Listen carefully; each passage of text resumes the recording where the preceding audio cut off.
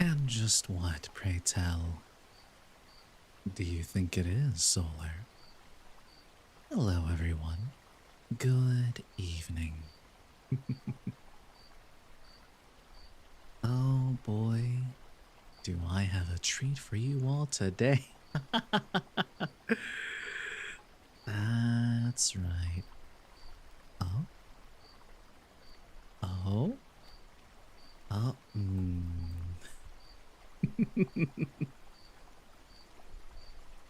Oh, uh-oh. Ooh, I seem to be a little stuck down here. Hold on, let me... Oh, you.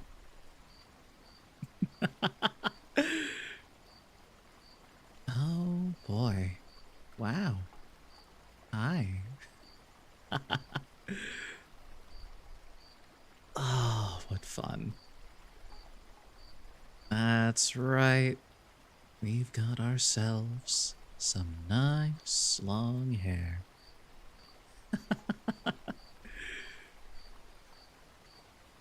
Look at you, frothing at the mouth.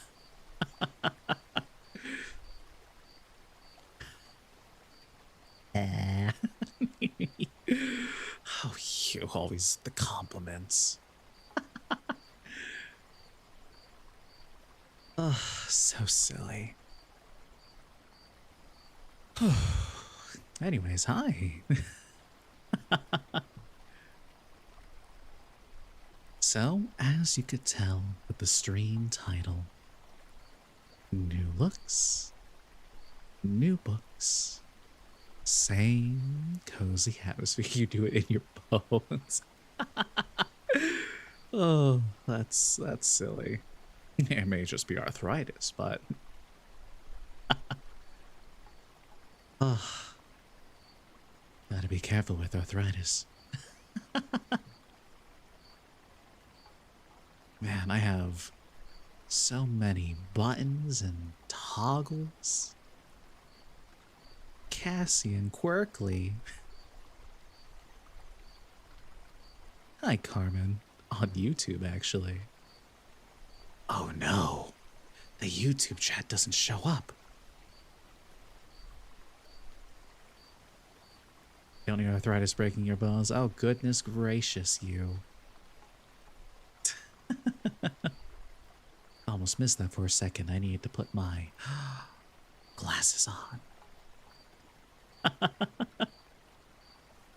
Alright, so that is something I now see that I'm going to have to fix. Which is, yeah. I can read my YouTube chat, but yeah.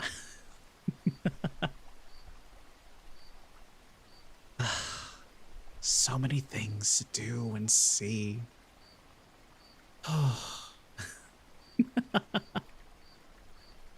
We'll make sure to have lots and lots of fun with it, won't we?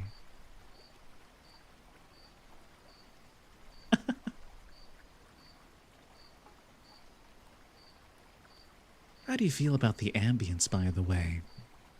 I feel like with the scenery, it came out kinda nice.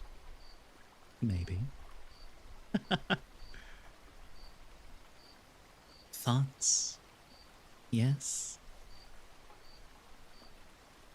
It's so great. Ah, that's sweet. I won't have to... I won't have to... threaten some violence.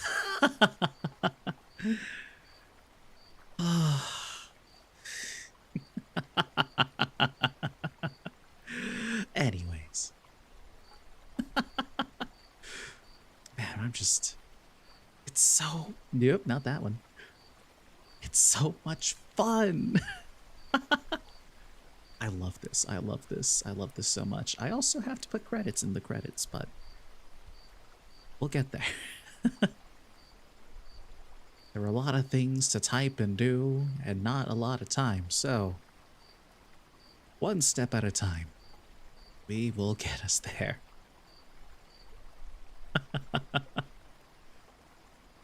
All right. So, onwards to the main meat and potatoes of tonight. Besides just looking at me, I do have lots of new options that I have invested towards. So, we can of course go with a legendary myth.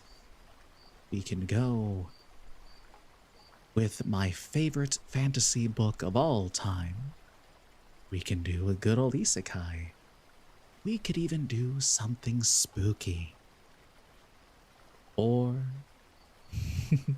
we can just go back to Lord of the Rings. The choice is yours. You want to hear the story of... Oh, I mean, that would be an interesting story. That's for sure. Oh, you. Oh, anyways. Decisions.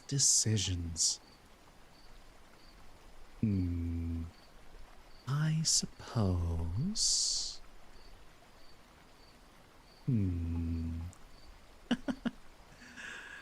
I suppose make a decision fairly soon, but for now, most importantly, let's talk about you. How's everyone doing today? Hopefully well. So many exciting things this week. Christmas almost around the corner, along with Kwanzaa and Hanukkah. The year's almost over. There's some excitement in the air. You stayed up until 5 a.m. last night turning in last-minute makeup assignments. You know what? I can relate to that. Normally, though, those are close to the summer. Now, I was never the most studious student.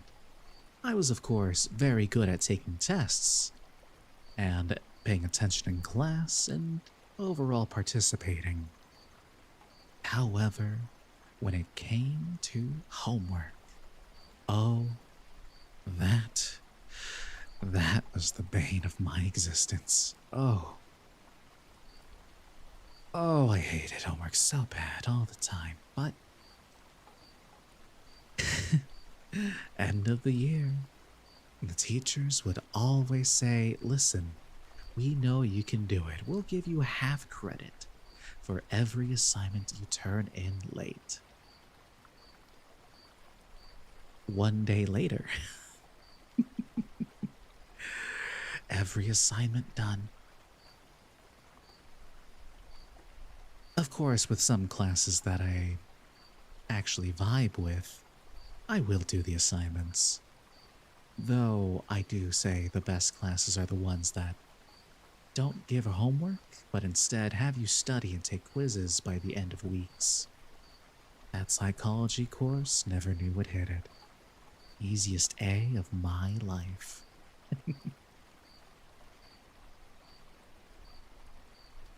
Alright. Let's see. Actually reading something, though.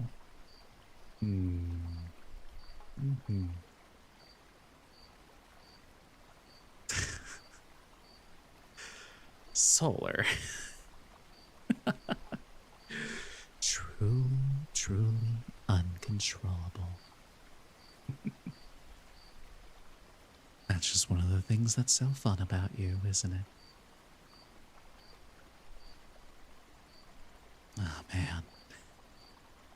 It's those 5 hours of sleep. We call those crackhead hours.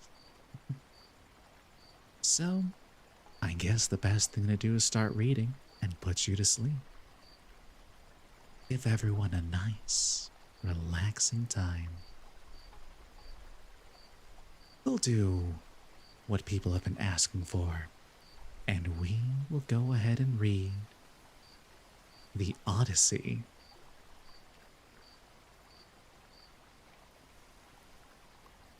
That's a preface.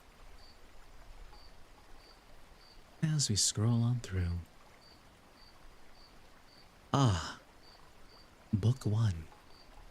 The Gods in Council. Minerva's Visit to Ithaca. And we'll go ahead and change the microphone to this. Tell me, O Muse, of that ingenious hero who traveled far and wide after he had sacked the famous town of Troy. Many cities did he visit, and many were the nations with whose manners and customs he was acquainted. Moreover, he suffered much by sea, while trying to save his own life and bring his men safely home. But do what he might, he could not save his men, for they perished through their own sheer folly in eating the cattle of the sun god Hyperion. So the god prevented them from ever reaching home. Tell me, too, about all these things, O daughter of Jove, from whatsoever source you may know. So now all who escaped death in battle or by shipwreck had got safely home, except Ulysses, and he, though he was longing to return to his wife and country, was detained by the goddess Calypso, who had got him into a large cave and wanted to marry him. But as the years went by,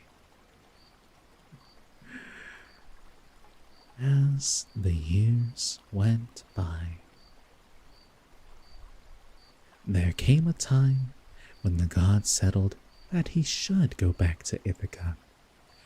Even then, however, when he was among his own people, his troubles were not yet over.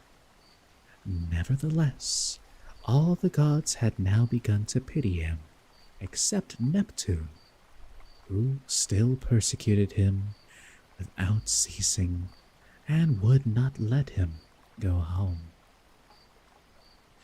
Now, Neptune had gone off to the Ethiopians, who are at the world's end, and lie in the two halves, the one looking west and the other east.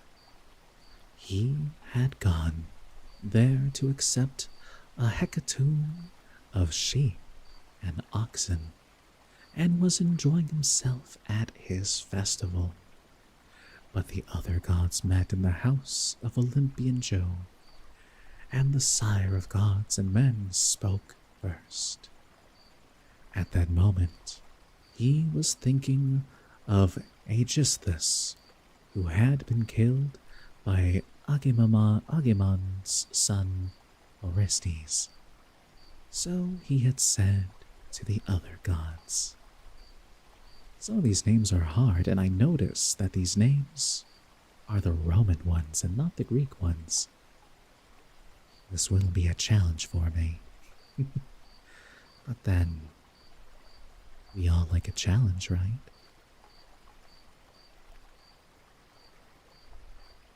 So he said to the other gods, "See now how men lay blame upon us gods for what is after all nothing but their own folly. Look at Aegisthus.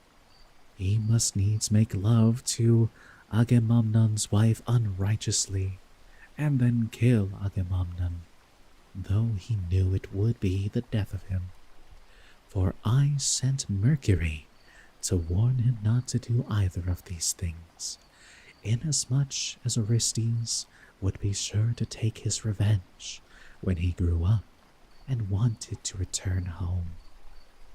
Mercury told him this in all good will, but he would not listen, and now he has paid for everything in full.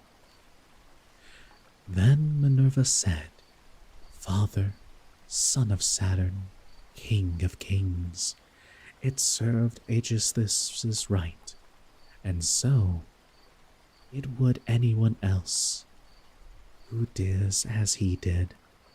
But Aegisthus is neither here nor there. It is for Ulysses that my heart bleeds when I think of his sufferings in that lonely sea-girt island, far away, poor man, from all his friends.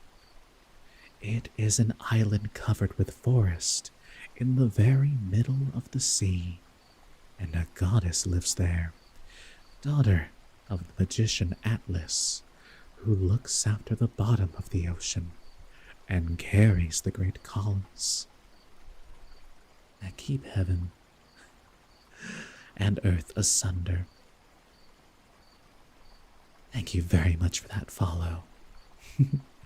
If you don't mind me asking, how would I pronounce your name, just so I don't get it wrong? If you'd be so kind. This daughter of Atlas has got hold of poor unhappy Ulysses and keeps trying by every kind of blandishment to make him forget his home, so that he is tired of life and thinks of nothing but how he may once more see the smoke of his own chimneys. You, sir, take no heed of this, and yet, when Ulysses was before Troy, did he not propitiate you with many a burnt sacrifice? Why then should you keep on being so angry with him? And Jove said, "My child, what are you talking about? How can I forget Ulysses, than whom there is no more capable man on earth, nor more liberal in his offerings to the immortal gods that live in heaven?"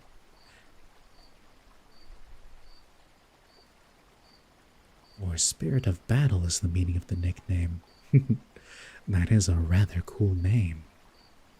Well then, Spirit of Battle, welcome in. I hope you're having a nice, restful night or day. And again, thank you for the follow.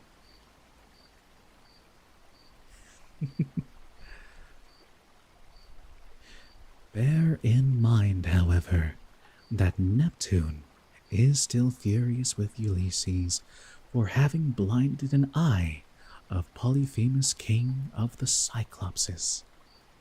Polyphemus is son to Neptune by the nymph Thusa, daughter to the sea king Phorcys.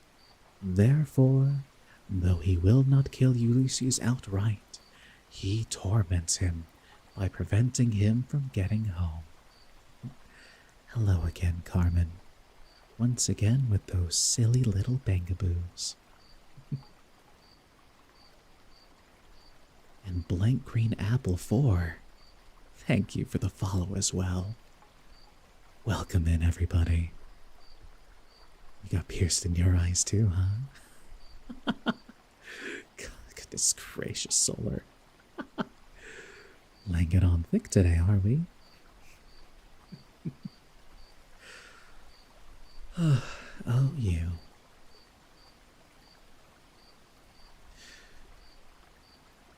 Therefore, though he will not kill Ulysses outright, he torments him by preventing him from getting home. Still, let us lay our heads together and see how we can help him to return. Neptune will then be pacified, for if we are of all of mind, he can hardly stand out against us.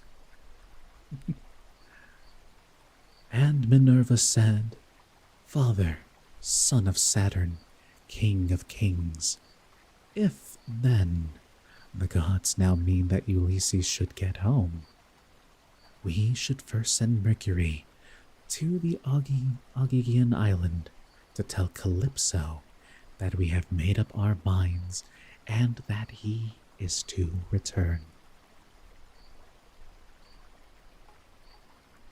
In the meantime, I will go to Ithaca to put heart into Ulysses' son, Telemachus.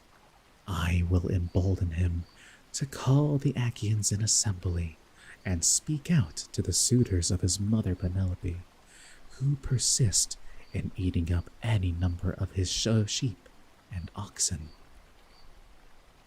It's only a matter of time before he listens to Epic. Someday, someday. Honestly, the voice acting crew is doing a very good job of convincing me as well. It's hard to win a fight on such a multifaceted front.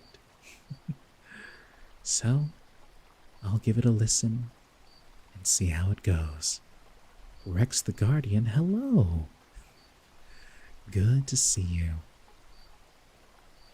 Ah, nice and cozy, huh, Green Apple? That's wonderful. How we all doing? I am doing well. I love the little froggy emote. That's cute. Or is it a snail? I think it's a frog.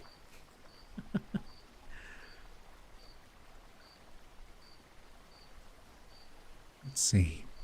Ah, there we go. Frog. Wonderful. I love frogs. Solar. Oh, I'm definitely glad you like it.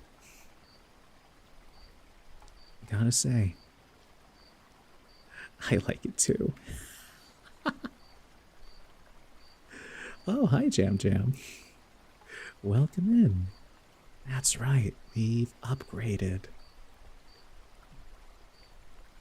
I like this look a lot. It's cool.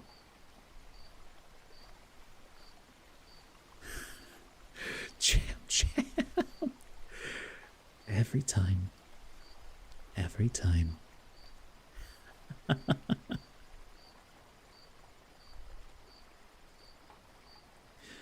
Ooh.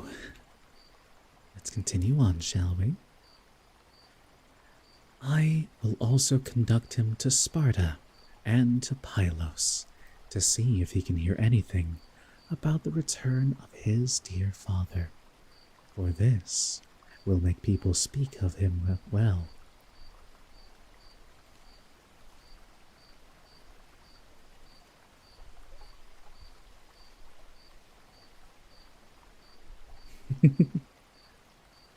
And Jam Jam, we're finally reading the Odyssey.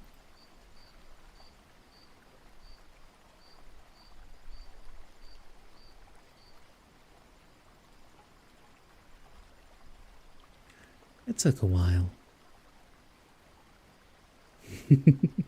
But we're finally here. You got a copy too? That's wonderful.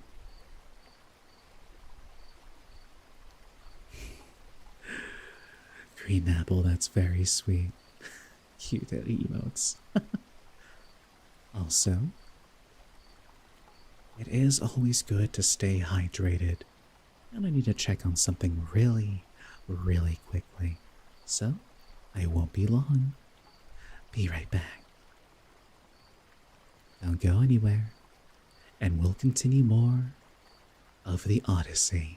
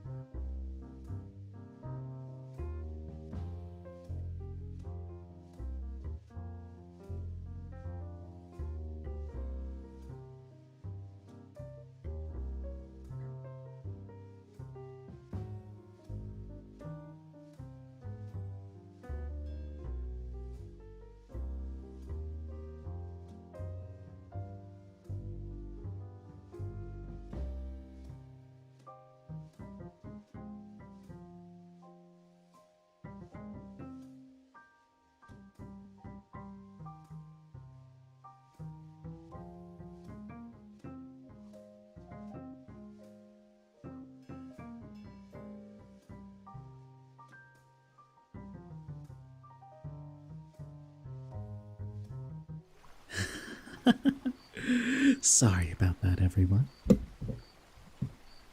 I had to take a small swig of water as well as help my dear sweet dog out the door. Thank you very much. It's good to be back.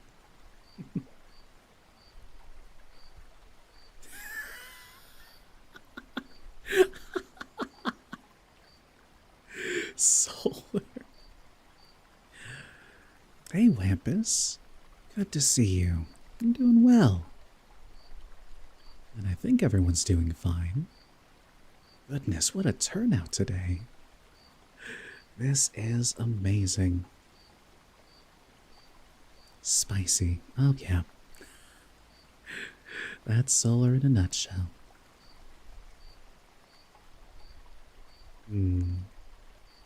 Well, I suppose. Thank you, YouTube comment saying this ASMR is better than Lunchly.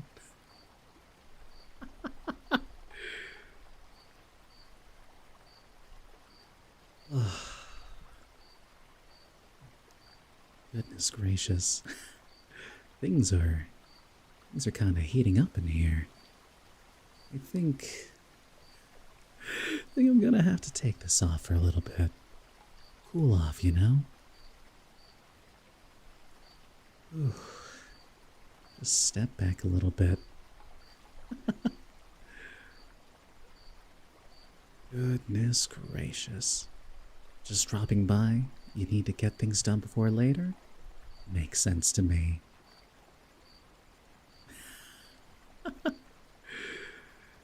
As you can see, things are going well. Oh, this is silly. Oh yeah.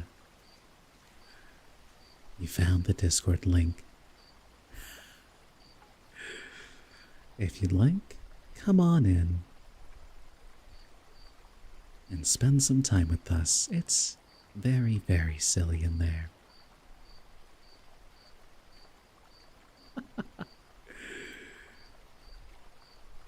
But yeah, it turns out I'm tall. Very, very tall. And well armed too.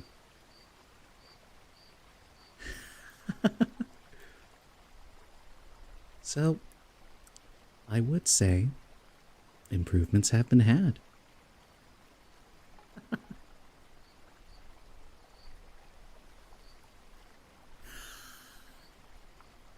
You're all so adorable. Love you guys. The link doesn't work? Oh no. Okay. Let me zoom in a little. How little are we talking?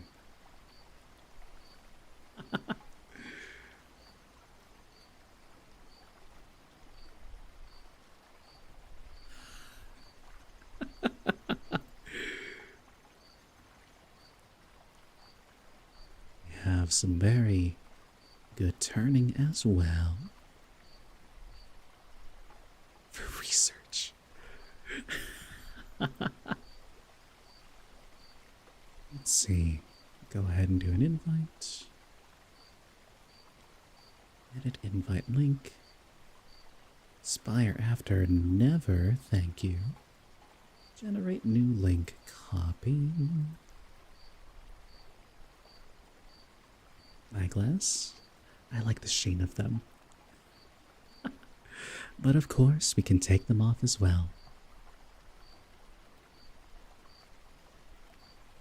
They help with reading. Yes, Jam Jam.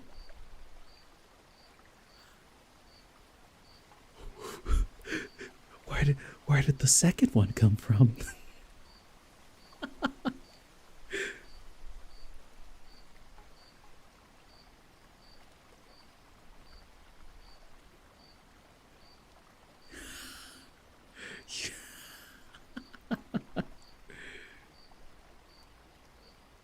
So silly.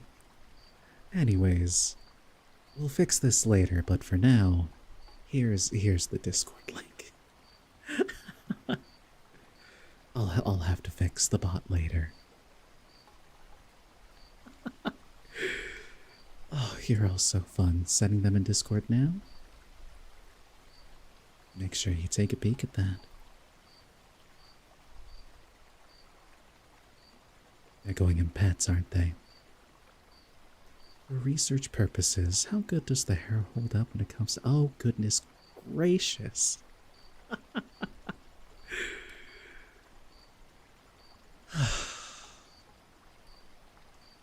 I suppose we'll have to find out someday, won't we? Anyways, moving on. No. No. We're going back to the book. Glasses on. It's reading time.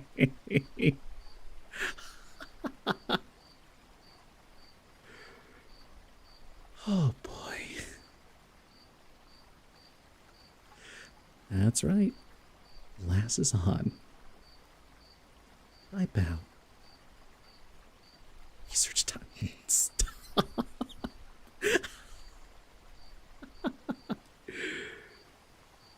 Is this the ASMR you all wanted? Just teasing me constantly? Yeah.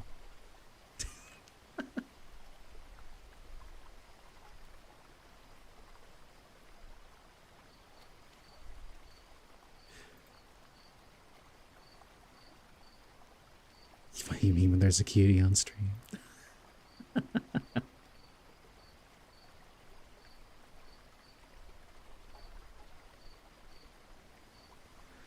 Hey, Jinx. Loving the new look? Thank you. Man, everyone's here. This is great. And how are you all? How are you doing tonight, Jinx?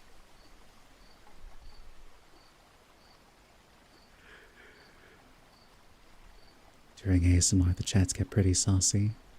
That's very true. Very, very true. Usually during the scary games, they tend to laugh a bit more. You're doing all right? That's great to hear. I'm doing well. I'm having a lot of fun right now.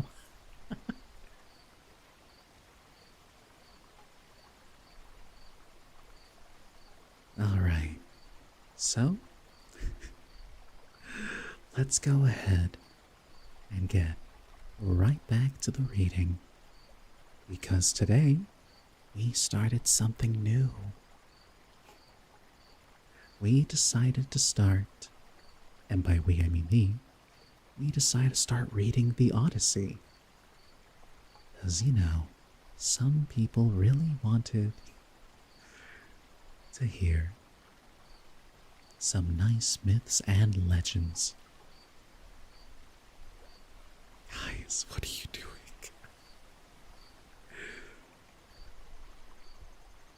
I will say though, Jam, just so you know, my copy accidentally is in Roman as opposed to Greek, so the names are different and a bit harder to pronounce, but hopefully that doesn't bother too much.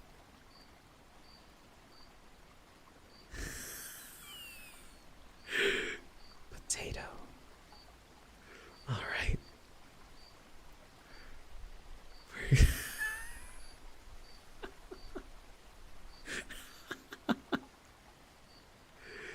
Here we go.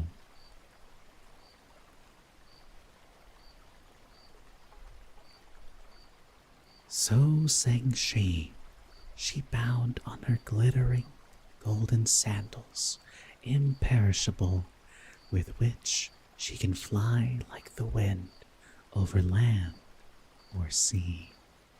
She grasped the redoubtable bronze-shod spear, so stout and sturdy and strong, wherewith she quells the ranks of heroes who have displeased her, and down she darted from the topmost summits of Olympus, whereon forthwith she was in Ithaca, at the gateway of Ulysses' house, disguised as a visitor. Mentis, chief of the Taphians, and she held a bronze spear in her hand. There she found the lordly suitors seated on hides of the oxen which they had killed and eaten, and playing draughts in front of the house. Men servants and pages were bustling about to wait upon them, some mixing wine with water in the mixing bowls, some cleaning down the tables with wet sponges and laying them out again, and some cutting up great quantities of meat. Telemachus saw her long before anyone else did. He was sitting moodily among the suitors, thinking about his brave father, and how he would send them flying out of the house if he were to come to his own again, and be honored as in days gone by. Thus, brooding as he sat among them, he caught sight of Minerva and went straight to the gate, for he was vexed that a stranger should be kept waiting for admittance. He took her right hand in his own and bade her give him her spear. "Welcome," said he, "to our house, and when you have partaken of food, you shall tell us what you have come for." He led the way as he spoke, and Minerva followed him. When they were within, he took her spear and set it in the spear stand against the many strong bearing posts, along with the many other spears of his unhappy father, and he conducted her to a richly decorated seat, under which he threw a cloth of damask. There was a footstool also for her feet, and he set another seat near her for himself, away from the suitors, that she might not be annoyed while eating by their noise and insolence, and that he might ask her more freely about his father. A maid servant then brought them water in a beautiful golden ewer, and poured it into a silver basin for them to wash their hands, and she drew a clean table beside them. An upper servant brought them bread, and offered them many good things of what there was in the house. The carver fetched them plates of all manners of meats, and set cups of gold by their side, and a manservant brought them wine and poured it out for them. Then the suitors came in and took their places on the benches and seats. Forthwith, men servants poured water over their hands, maids went round with their bread baskets, pages filled the mixing bowls with wine and water, and they laid their hands upon the good things that were before them. As soon as they had had enough to eat and drink, they wanted music and dancing, which are the crowning embellishments of a banquet. So a servant brought a lyre to Phemius, whom they compelled perforce to sing to them. As soon as he touched his lyre and began to sing, Telemachus spoke low to Minerva, with his head close to hers, that no man might hear. "I hope, sir," said he, "that you will not be offended with what I'm going to say. Singing comes cheap to those who do not pay for it, and all this is done at the cost of one whose bones lie rotting in some wilderness or grinding to powder in the surf. If these men were to see my father come back to Ithaca, they would pray for longer legs rather than a longer purse, for money would not serve them. But he, alas, has fallen on an ill fate, and even when people do sometimes say that he is coming, we no longer heed them.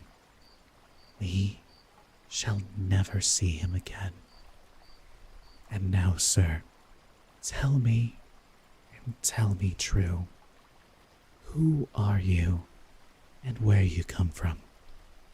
Tell me of your town and parents, what manner of ship you came in, how your crew brought you to Ithaca, and of what nation they declared themselves to be. For you cannot have come by land. Tell me also truly, for I want to know. Are you a stranger to this house, or have you been here in my father's time? In the old days, we had many visitors, for my father went about much himself. Oh, Solar. And Minerva answered, I will tell you truly, and particularly all about it. I am Mentis, son of Anchialaus, and I am king of the Taphians. I have come here with my ship and crew on a voyage to men of a foreign tongue, being bound for Temesa with a cargo of iron, and I shall bring back copper. As for my ship, it lies over yonder, off the open country, away from the town, in the harbor Rhythron, under the wooded mountain Neritum. Our fathers were friends before us, as old Laertes will tell you. If you will go and ask him, of course. They say, however, that he never comes to town now, and he lives by himself in the country, faring hardly, with an old woman to look after him and get his dinner for him when he comes in tired from pottering about his vineyard. And he told me your father was at home again, and that was why I came. But it seems the gods are still keeping him back, for he is not yet dead, not yet on the mainland. It is more likely he is on some sea-girt island in mid-ocean, or a prisoner among savages who are detaining him against his will. I am no prophet, and I know very little about omens, but I speak as it is borne upon me from heaven, and assure you that he will not be away for much longer, for he is a man of such resource that even though he were in chains of iron, he would find some means of getting home again. But tell me, and tell me true, can Ulysses really have such a fine-looking fellow for a son? You are indeed wonderfully like him about the head and eyes, for we were close friends before he set sail for Troy, where the flower of all the Argives went also. Since that time, we have never either of us seen the other. My mother, answered Telemachus, tells me I am son to Ulysses, but it is a wise child that knows his own father. Would that I were son to one who had grown up old upon his own estates, for, since you ask me, there is no more ill-starred man under heaven than he who, they tell me, is my father. And Minerva said, There is no fear of your race dying out yet, while Penelope has such a fine son as you are. But tell me, and tell me true, what is the meaning of all this feasting? And who are these people? What is it all about? Have you some banquet? Or is there a wedding in the family?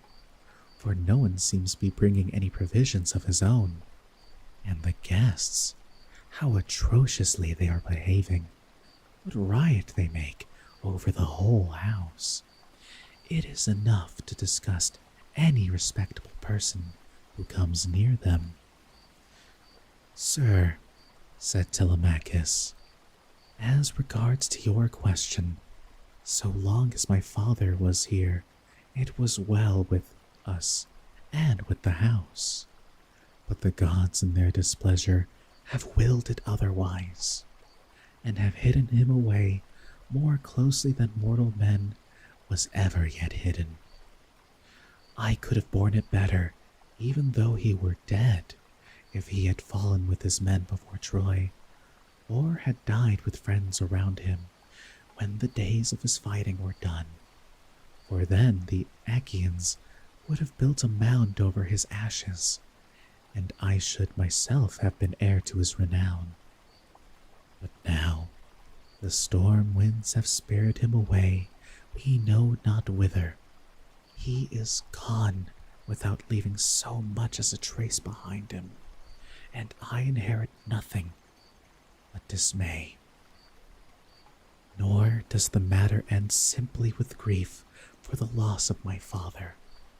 Heaven has laid sorrows upon me of yet another kind, for the chiefs from all our islands, Dulichium, Same, and the woodland island of Sanchithus, as also all the principal men of Ithaca itself, are eating up my house under the pretext of paying their court to my mother, who will neither point blank say that she will not marry, nor yet bring matters to an end.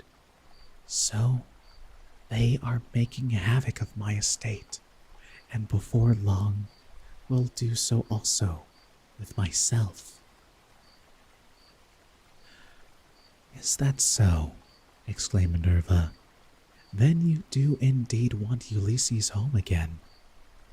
Give him his helmet, shield, and a couple of lances, and if he is the man he was when I first knew him in our house, drinking and making merry, he would soon lay his hands about these rascally suitors, were he to stand once more upon his own threshold. He was then coming from Ephyra, where he had been to beg poison for his arrows from Ilus, son of Mermerus.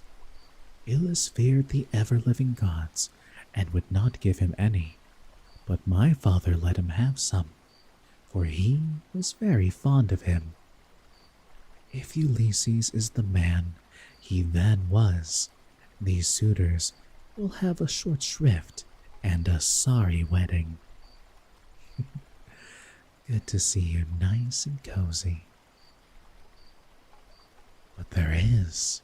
It rests with heaven to determine whether he is to return and take his revenge in his own house or no. I would, however, urge you to set about trying to get rid of these suitors at once. Take my advice. Call the Achaean heroes in assembly tomorrow morning. Lay your case before them, and call heaven to bear you witness. Then the suitors take themselves off, each to his own place. And if your mother's mind is set on marrying again, let her go back to her father, who will find her a husband and provide her with all the marriage gifts so dear a daughter may expect. As for yourself, let me prevail upon you to take the best ship you can get, with a crew of 20 men, and go in quest of your father, who has so long been missing. someone may tell you something, or, and people often hear things in this way, some heaven-sent message may direct you. First, go to Pylos and ask Nestor. Thence, go on to Sparta and visit Menelaus, for he got home last of all the Achaeans. If you hear that your father is alive and on his way home, you can put up with the waste these suitors will make for yet another 12 months. If, on the other hand, you hear of his death, come home at once, celebrate his funeral rites with all due pomp, build a barrow to his memory, and make your mother marry again. Then, having done all this, think it well over in your mind how, by fair means or foul, you may kill these suitors in your own house. You are too old to plead infancy any longer. Have you not heard how people are singing Orestes' praises for having killed his father's murderer, Aegisthus? You are a fine, smart-looking fellow. Show your mettle then, and make yourself a name in story. Now, however, I must go back to my ship and to my crew, who will be impatient if I keep them waiting longer. Think the matter over for yourself, and remember what I have said to you. Hello there, Joy. Welcome to the stream. Hope you get nice and comfy. Sir, answered Telemachus, it has been very kind of you to talk to me in this way, as though I were your own son, and I will do all you tell me. I know you want to be getting on with your voyage, but stay a little longer, till you have taken a bath and refreshed yourself. I will then give you a present, and you shall go on your way rejoicing. I will give you one of great beauty and value, a keepsake such as only dear friends give one another. Minerva answered, Do not try to keep me, for I would be on my way at once. As for any present you may be disposed to make me, keep it till I come again, and I will take it home with me. You shall give me a very good one, and I will give you one of no less value in return. With these words, she flew away like a bird into the air. But she had given Telemachus courage, and had made him think more than ever about his father. He felt the change, wondered at it, and knew that the stranger had been a god. So he went straight to where the suitors were sitting. Phemius was still singing, and his hearer sat wrapped in silence as he told the sad tale of the return from Troy and the ills Minerva had laid upon the Achaeans. Penelope, daughter of Icarius, heard his song from her room upstairs and came down by the great staircase, not alone, but attended by 2 of her handmaids. When she reached the suitors, she stood by one of the bearing posts that supported the roof of the cloisters, with a staid maiden on either side of her. She held a veil, moreover, before her face, and was weeping bitterly. Phemius, she cried, you know many other feats of gods and heroes, such as poets love to celebrate. Sing the suitors some one of these, and let them drink their wine in silence. But cease this sad tale, for it breaks my sorrowful heart, and reminds me of my lost husband, whom I mourn ever without ceasing, and whose name was great over all Hellas and Middle Argos. Mother, answered Telemachus, Let the bard sing what he has a mind to. Bards do not make the ills they sing of. It is Jove, not they, who makes them, and who sends weal or woe upon mankind according to his own pleasure. This fellow means no harm by singing the ill-fated return of the Danans, for people always applaud the latest songs most warmly. Make up your mind to it, and bear it. Ulysses is not the only man who never came back from Troy, but many another went down as well as he. Oh, Jam Jam. Go then within the house and busy yourself with your daily duties, your loom, your distaff, and the ordering of your servants, for speech is man's matter, and mine above all others, for it is I who am master here. She went wandering back into the house, and laid her son's sang in her heart. Then, going upstairs with her handmaids in her room, she mourned her dear husband till Minerva shed sweet sleep over her eyes. But the suitors were clamorous throughout the covered cloisters, and prayed each one that he might be her bedfellow. Then Telemachus spoke.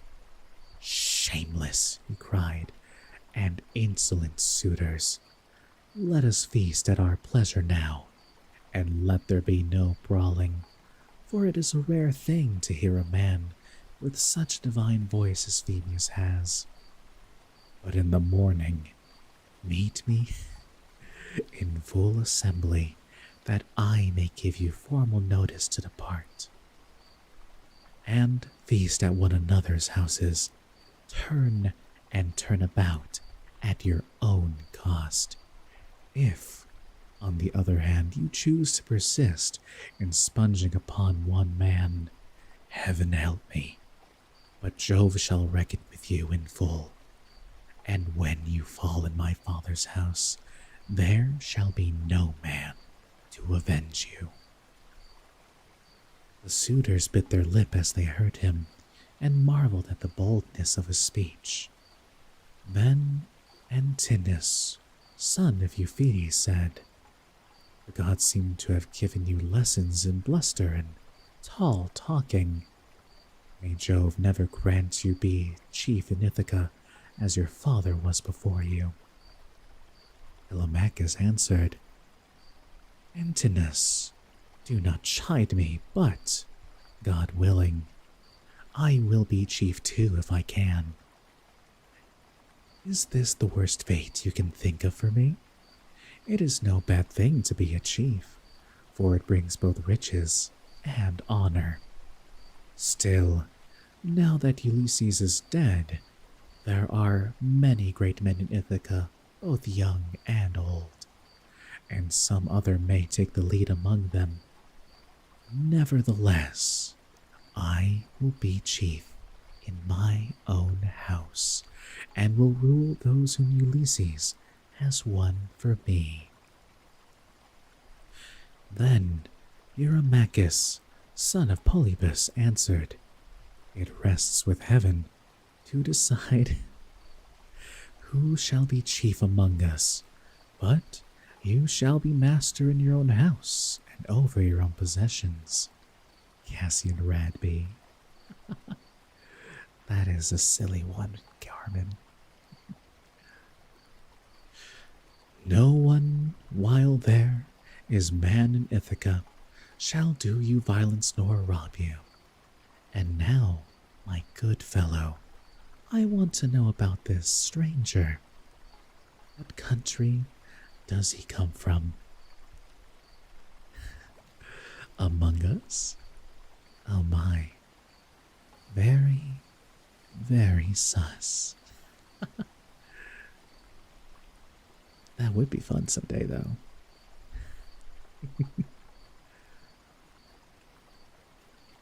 "What country does he come from?" Of what family is he? And where is his estate? Has he brought you news about the return of your father, or was he on business of his own?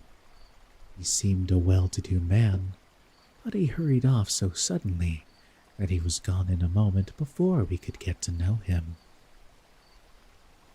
Your children are in Discord. Ah, oh, they're so cute.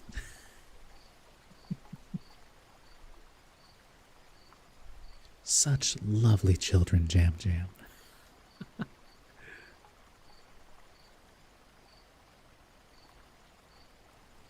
My father is dead and gone, answered Telemachus, and even if some rumor reaches me, I put no more faith in it now. My mother does indeed sometimes send for a soothsayer and question him, but I give his prophesyings no heed. As for the stranger, he was Mentes, son of Ankylaus, chief of Taphians, an old friend of my father's, but in his heart he knew that it had been the goddess. The suitors then returned to their singing and dancing until the evening, but when night fell upon their pleasuring, they went home to bed each in his own abode. Telemachus's room was high up in a tower that looked on to the outer court. Hither then he hied, brooding and full of thought. A good old woman, Euryclea, daughter of Ops, the son of Pisanor, went before him with a couple of blazing torches. Laertes had brought her with his own money when she was quite young. He gave the worth of 20 oxen for her. As shrewd as much respect to her in his household as he did to his own wedded wife. But he did not take her to his bed, for he feared his wife's resentment. It was who now lighted Telemachus to his room, and she loved him better than any of the other women in the house did, for she had nursed him when he was a baby. He opened the door of his bedroom and sat down upon the bed. As he took off his shirt, he gave it to the old woman, who folded it tidily up and hung it for him over by a peg on his bedside. After which she went out, pulled the door to by a silver catch, and drew the bolt home by means of the strap. But Telemachus, as he lay covered with a woolen fleece, kept thinking all night through his intended voyage and of the counsel that Minerva had given him. And with that ends Book 1, which would then lead to Book 2, Assembly of the People of Ithaca, Speeches of Telemachus and of the suitors, and Telemachus makes his preparations and starts for Poilos with Minerva, disguised as Mentor.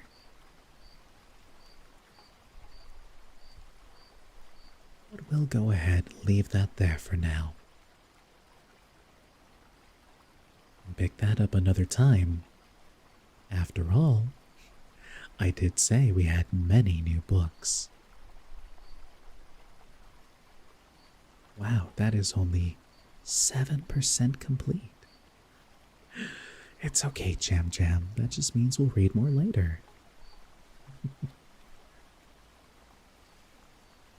I'm gonna leave? No, no, no. You misunderstand me, everyone. I'm not leaving. I'm pulling out my favorite book of all time. Well, book series.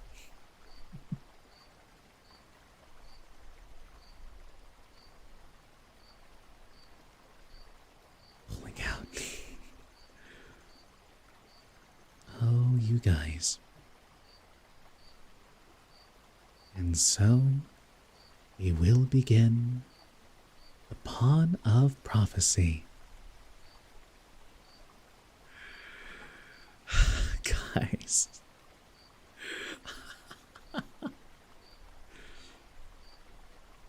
You're all so silly. It is adorable, though.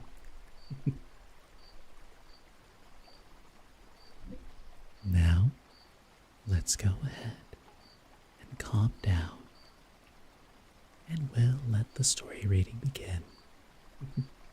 Get nice and cozy. For me, okay?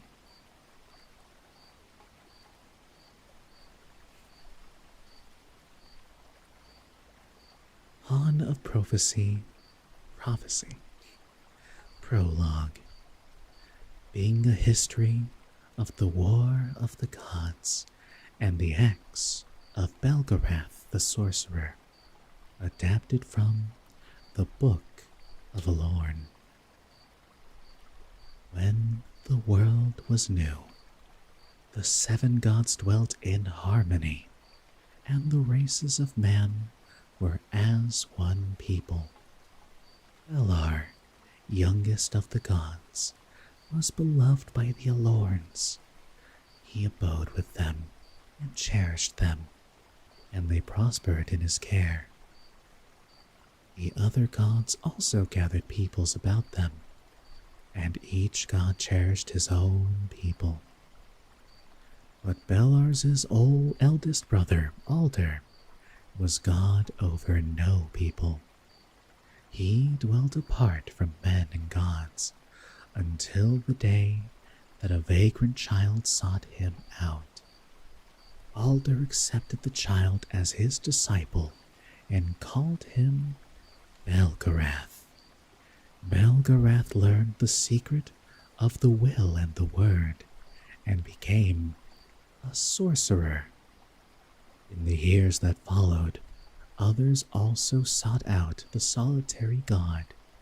They joined in brotherhood to learn at the feet of Alder, and time did not touch them.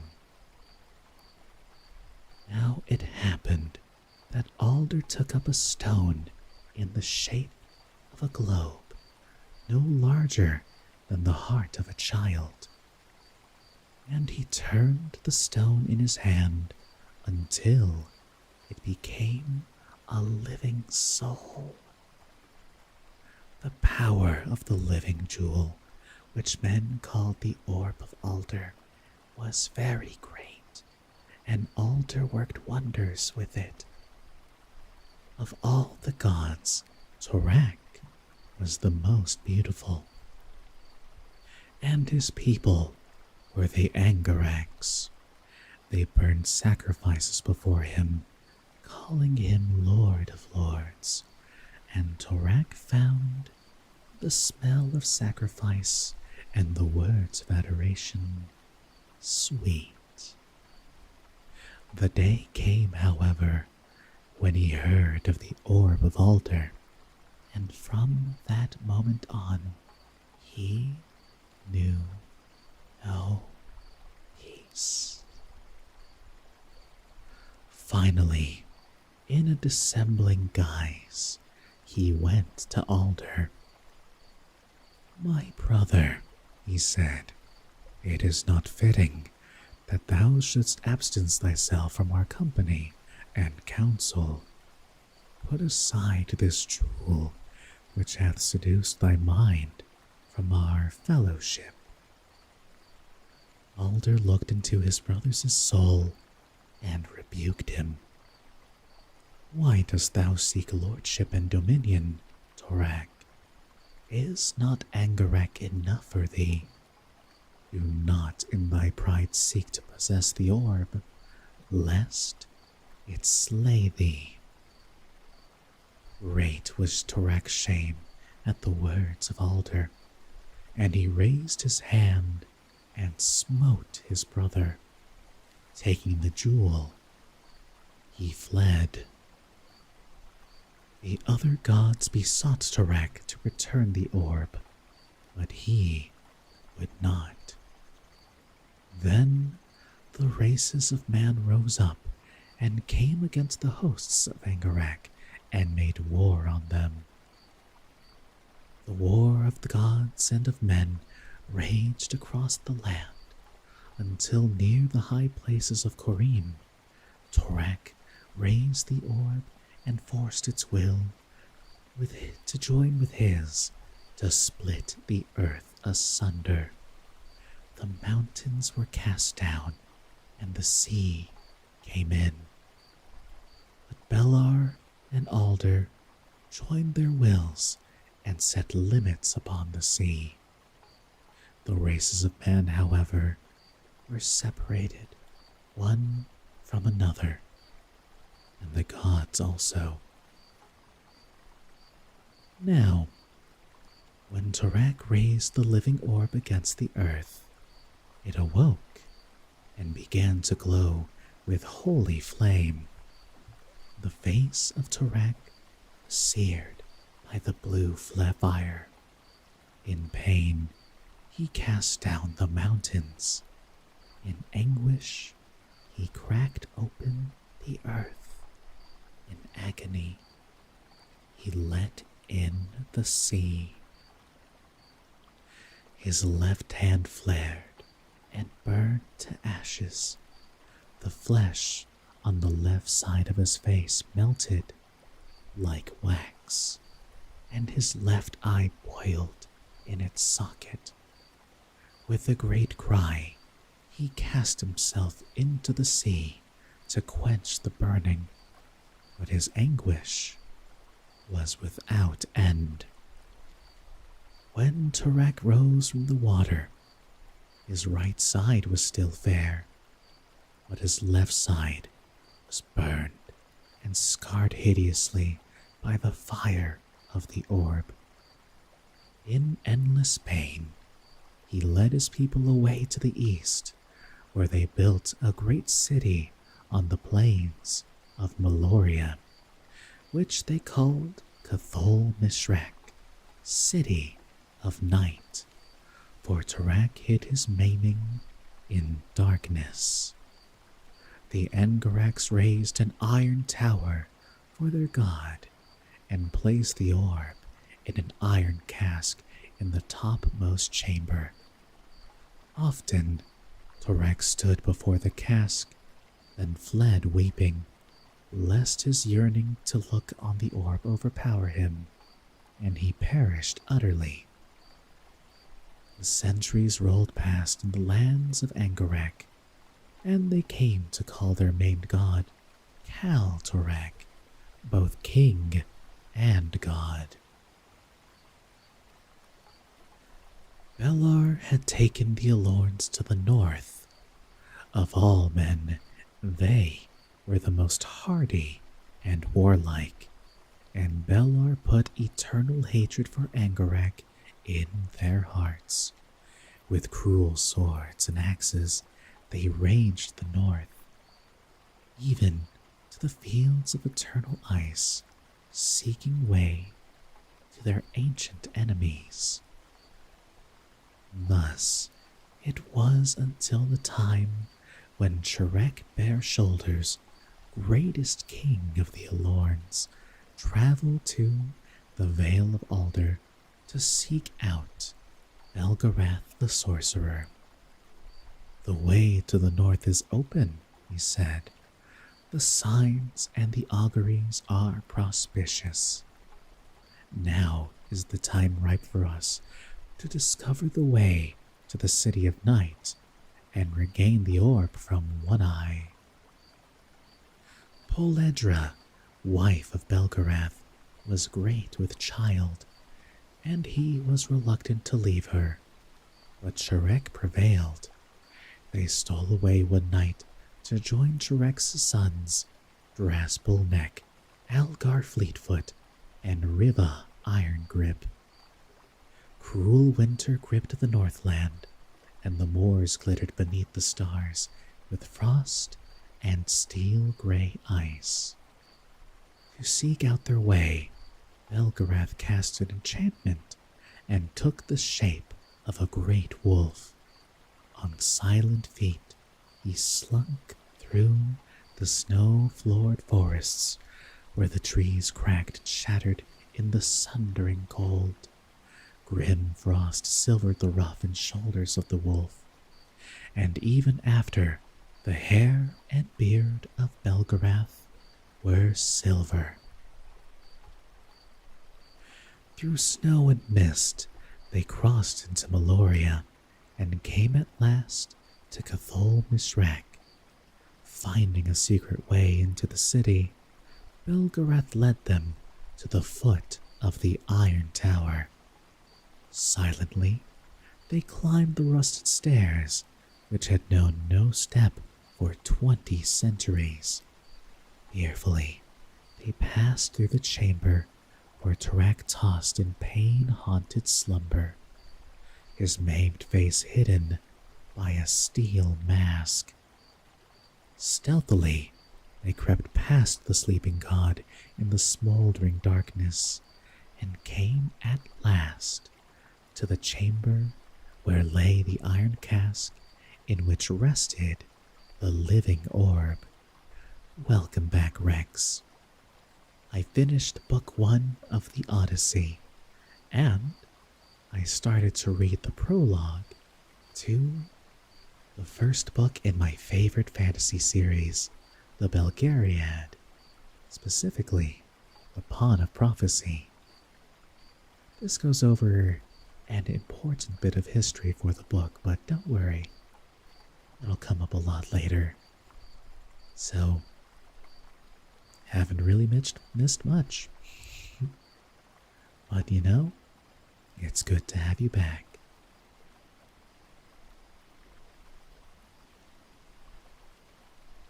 Shrek motioned for Belgarath to take the orb, but Belgarath refused. I may not touch it, he said, lest it destroy me. Once it welcomed the touch of man or God, but its will hardened when Tarak raised it against its mother. It will not be so used again. It reads our souls. Only one without ill intent, who is pure enough to take it and convey it in peril of his life, with no thought of power or possession, may touch it now. What man has no ill intent in the silence of his soul? Tarek asked, but Riva Irongrip opened the cask and took up the orb. Its fire shone through his fingers, but he was not burned. Totally not suspicious question. If I were able to, do you think that my current model would have those clawed hands where the fingertips are black and then become gradient to normal skin color? My, what a fantastical thing to ask.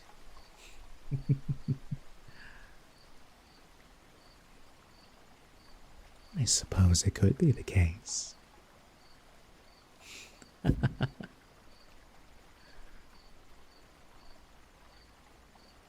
So be it, Shrek, Belgarath said.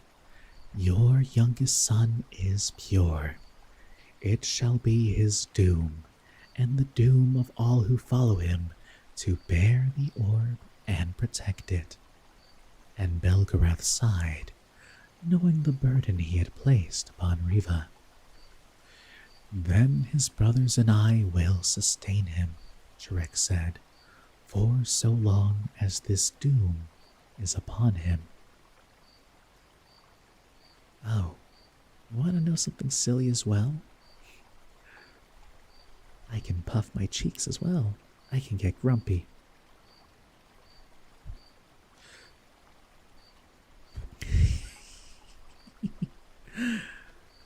Oh, how silly.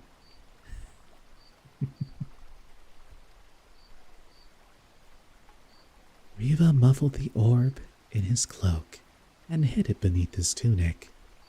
They crept again through the chamber of the maimed god, down the rusted stairs, along the secret way to the gates of the city, and into the wasteland beyond. Yeah, it's very fun. Man, there's so much to this model. It's so nice. Soon after, Tarak awoke and went as always to the chamber of the orb. Welcome back, Jam Jam. But the cask stood open and the orb was gone. Horrible was the wrath of Kal Tarak, taking his great sword. He went down from the iron tower, turned and smote it once, and the tower fell. To the Angorax he cried out in a voice of thunder, "Because you are become indolent and unwatchful, and have let a thief steal that which I paid so dearly, I will break your city and drive you forth. Angorak shall wander the earth until Cathrag Yaska, the burning stone, is returned to me." Then he cast down the city of night in ruins and drove the hosts of Angorak into the wilderness, and Cathol Mishrak was no more. 3 leagues off, Belgarath heard the wailing from the city and knew that Tarak had awakened. "Now will he come after us," he said, "and only the power of the orb can save us. When the hosts are upon us, Iron Grip, take the orb and hold it, so they may see it." The hosts of Angorak came, with Tarak himself in the forefront, but Riva held forth the orb so that the maimed god and his hosts might behold it. The orb knew its enemy. Its hatred flamed anew, and the sky became alight with its fury. Tarak cried out and turned away. The front ranks of the Angorak hosts were consumed by fire, and the rest fled in terror. Thus, Belgarath and his companions escaped from Meloria and passed again through the marshes of the north, bearing the Orb of Alder once more into the kingdoms of the west. Now the gods, knowing all that had passed, held council, and Alder advised them, "If we raise war again upon our brother Tarak, our strife will destroy the world. Thus, we must absent ourselves from the world so that our brother may not find us.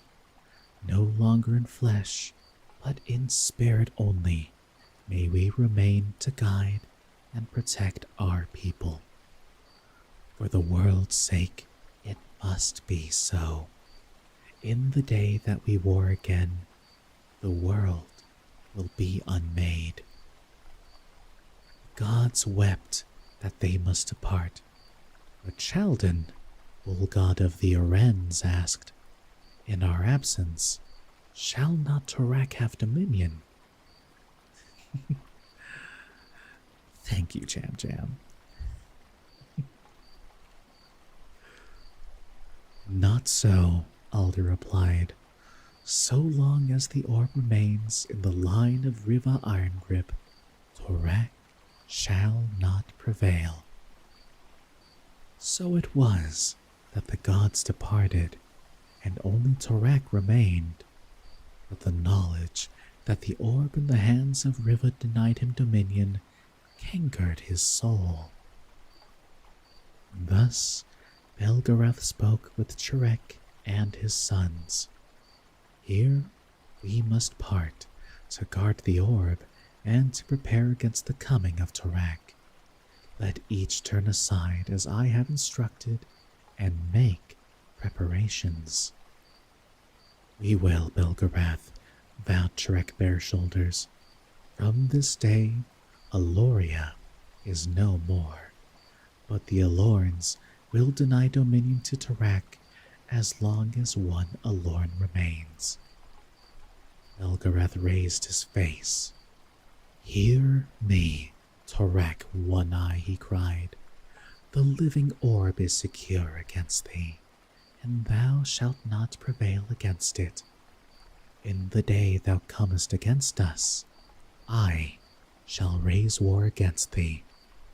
I will maintain watch upon thee by day and by night, and will abide against thy coming, even to the end of days."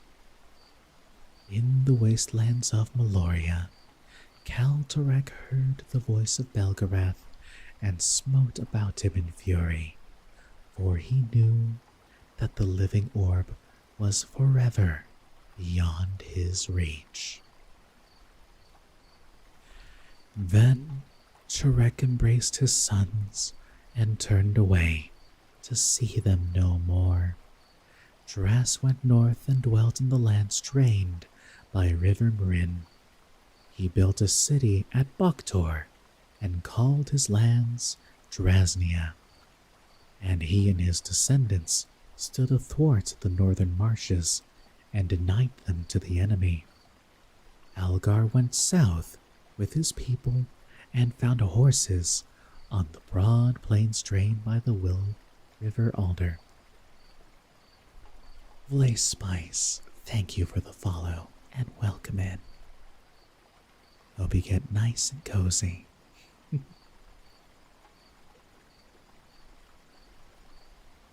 The horses they tamed and learned to ride, and for the first time in the history of man, mounted warriors appeared. Their country they called Algaria, and they became nomads, following their herds. Shrek returned sadly to Val Alorn and renamed his kingdom to Shrek, for he was alone and without sons. Grimly, he built tall ships of war to patrol the seas and deny them to the enemy. Upon the bearer of the orb, however, fell the burden of the longest journey. Taking his people, Riva went to the west coast of Sandaria. There, he built ships, and he and his people crossed to the Isle of the Winds. They burned their ships and built a fortress and a walled city around it. The city they called Riva, and the fortress the Hall of the Riven King.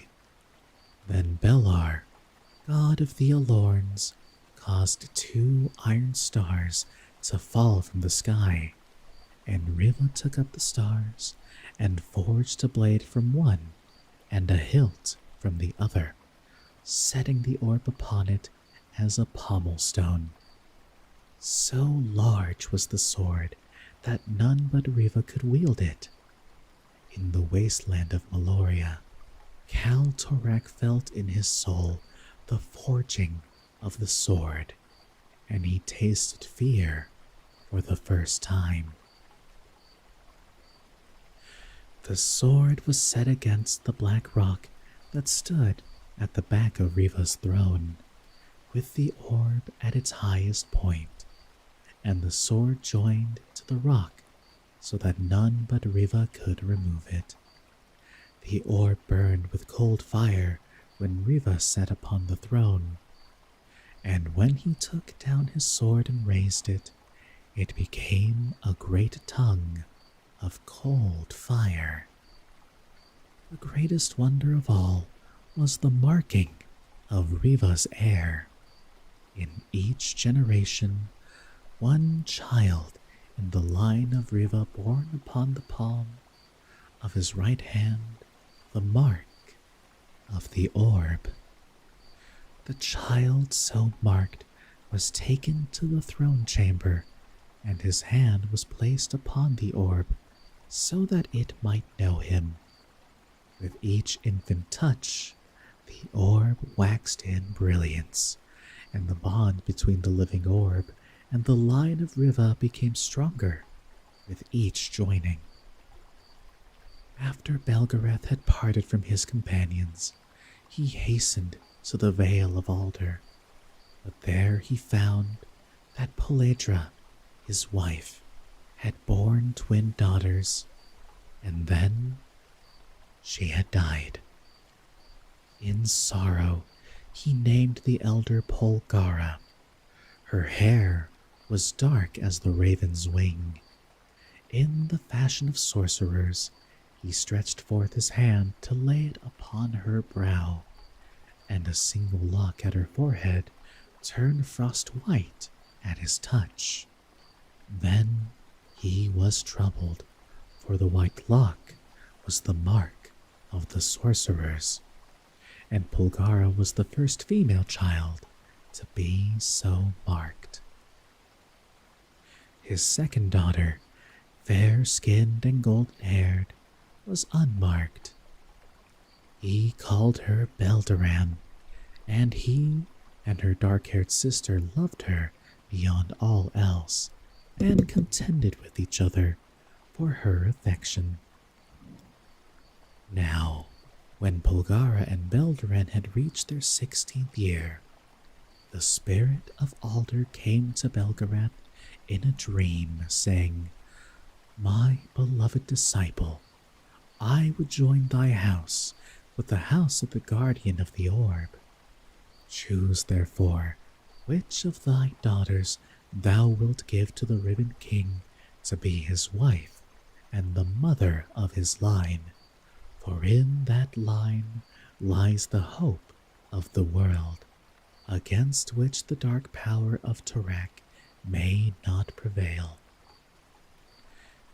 In the deep silence of his soul, Belgarath was tempted to choose Polgara, but knowing the burden which lay upon the Ribbon King, he sent Belderan instead, and wept when she was gone. Polgara wept also, long and bitterly, knowing that her sister must fade and die. In time, however, they comforted each other and came at last to know each other. They joined their powers to keep watch over Tarak, and some men say that they abide still, keeping their vigil through all the uncounted centuries. And thus ends the prologue, leading to part 1, Sandaria. Before we get started, however, I am going to take a small little break. Gonna drink some water, get some stretches in, and then come right back and read some more. So, go ahead and snuggle in, drink some water, and I will be right back. See you in a little bit.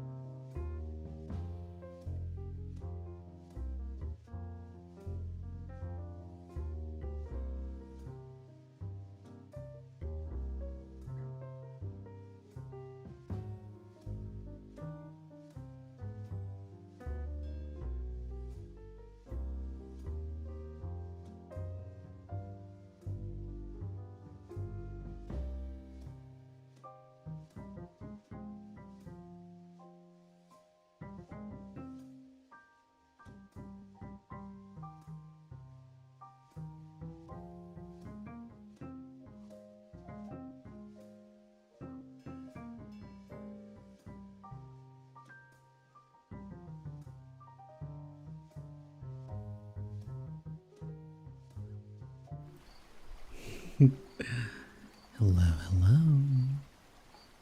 Peekaboo. I'm back.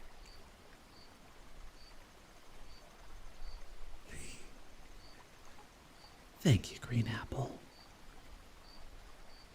It's always good to be back.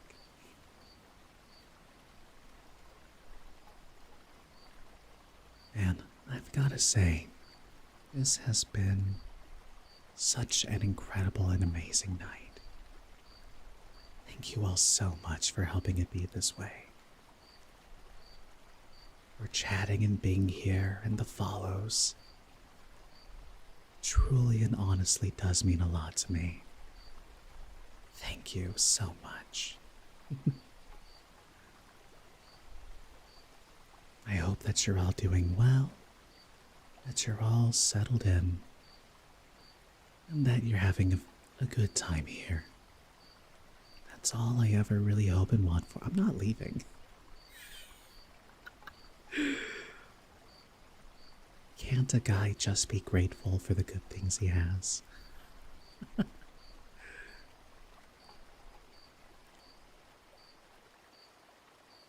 just came back too. Like that would that would suck. Leave the BRB screen. Hey guys, gotta go. No, I'm still here for a while yet.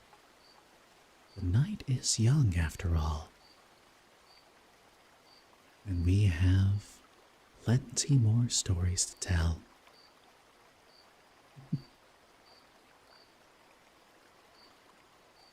However, before we do, sounds like I'm saying goodbye. I can see why that you would think that. I understand. But no. I'm just happy. Because it feels great, you know? Having everyone here and makes me feel like I'm doing something right.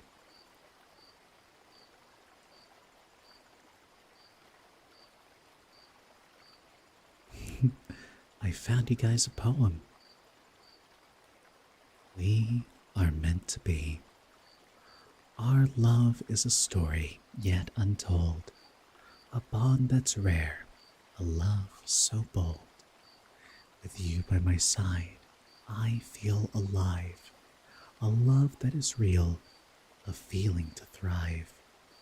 We complement each other like night and day. Together we are better in every way. Our love is destiny meant to be, forever and always, just you and me. You're gonna ask me to marry you again, aren't you? Aren't you?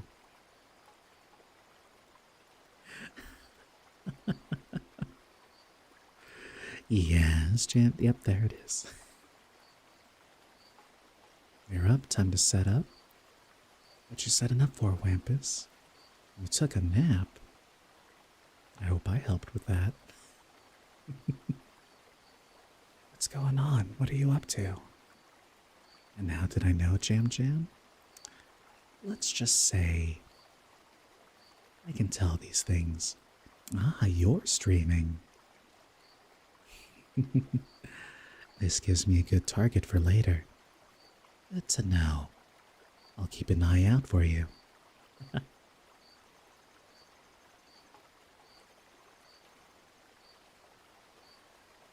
That'll be fun.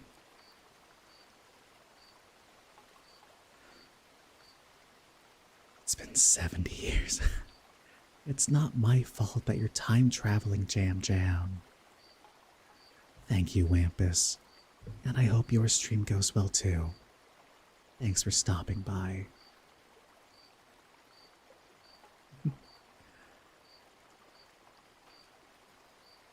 And now, let's return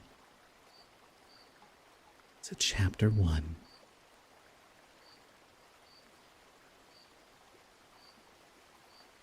The first thing the boy Garion remembered was the kitchen at Falder's farm. For all the rest of his life, he had a special, warm feeling for kitchens and those peculiar sounds and smells that seemed somehow to combine into a bustling seriousness that had to do with love and food and comfort and security and, above all, home. No matter how high Garion rose in life, he never forgot that all his memories began in that kitchen. The kitchen at Valder's farm was a large, low-beamed room filled with ovens and kettles and great spits that turned slowly in cavern-like arched fireplaces. There were long, heavy work tables where bread was kneaded into loaves and chickens were cut up, and carrots and celery were diced with quick, crisp, rocking movements of long, curved knives. When Garion was very small, he played under those tables, and soon learned to keep his fingers and toes out from under the feet of the kitchen helpers who worked around them. And sometimes, in the late afternoon, when he grew tired, he would lie in a corner and stare into one of the flickering fires that gleamed and reflected back from 100 polished pots and knives and long-handled spoons that hung from pegs along the whitewashed walls, and, all bemused, he would drift off into sleep in perfect peace and harmony with all the world around him. The center of the kitchen and everything that happened there was Aunt Pole. She seemed somehow to be able to be everywhere at once. The finishing touch that plumped a goose in its roasting pan, or a deftly shaped, a rising loaf, or garnished a smoking ham fresh from the oven, was always hers. Though there were several others who worked in the kitchen, no loaf, stew, soup, roast, or vegetable ever went out of it that had not been touched at least once by Aunt Pole. She knew by smell, taste, or some higher instinct what each dish required, and she seasoned them all by pinch or trace, or a negligent seeming shake from earthenware spice pots. It was as if there was a kind of magic about her, a knowledge and power beyond that of ordinary people. And yet, even at her busiest, she always knew precisely where Garion was. In the very midst of crimping a pie crust, or decorating a special cake, or stitching up a freshly stuffed chicken, she could, without looking, reach out a leg and hook him back out from under the feet of others with a heel or ankle. As he grew a bit older, it even became a game. Garion would watch until she seemed far too busy to notice him, and then, laughing, would run on his sturdy little legs towards the door. But she would always catch him, and he would laugh and throw his arms around her neck and kiss her, and then go back to watching for his next chance to run away again. He was quite convinced in those early years that his Aunt Pole was quite the most important and beautiful woman in the world. For one thing, she was taller than the other women on Falder's farm, very nearly as tall as a man, and her face was always serious, even stern, except with him, of course. Her hair was long and very dark, almost black, all but one lock just above her left brow, which was white as new snow. At night, when she tucked him into a little bed close to beside her own, in their private room above the kitchen, he would reach out and touch that white lock. She would smile at him and touch his face with a soft hand. Then he would sleep, content in the knowledge that she was there, watching over him.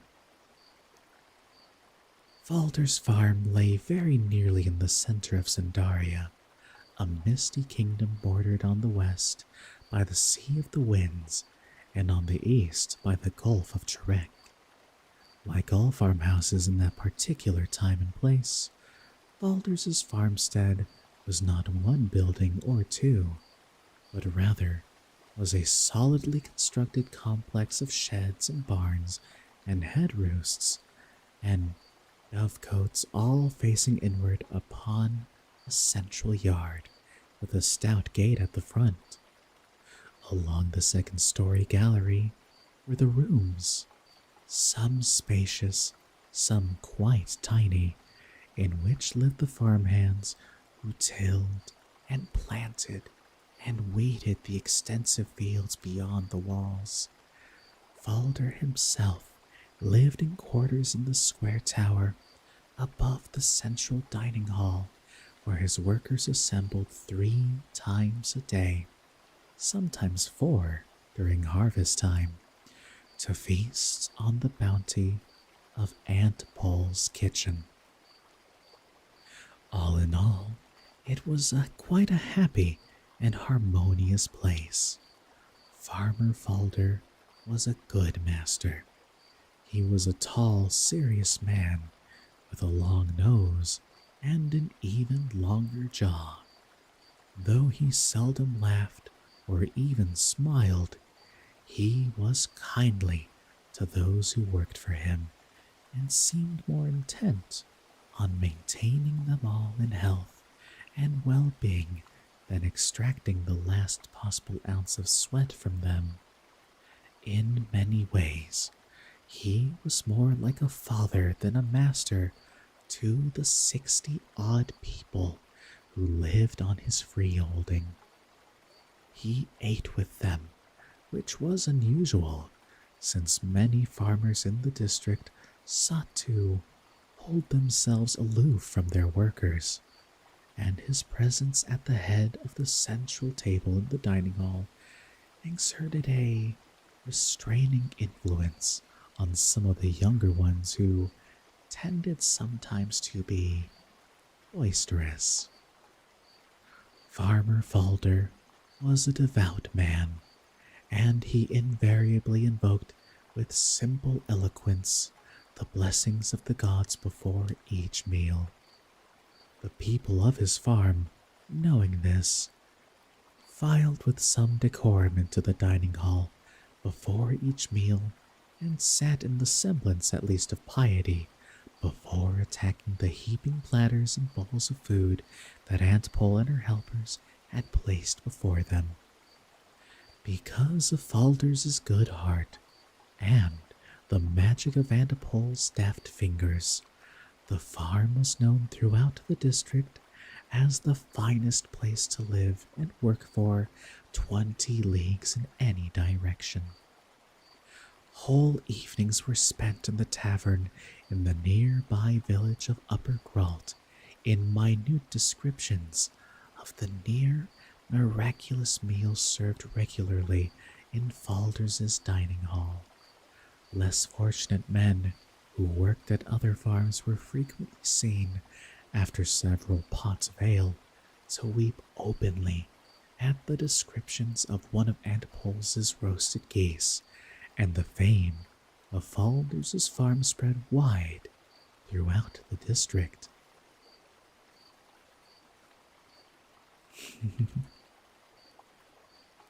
What an introduction so far, huh? Seems pretty magical.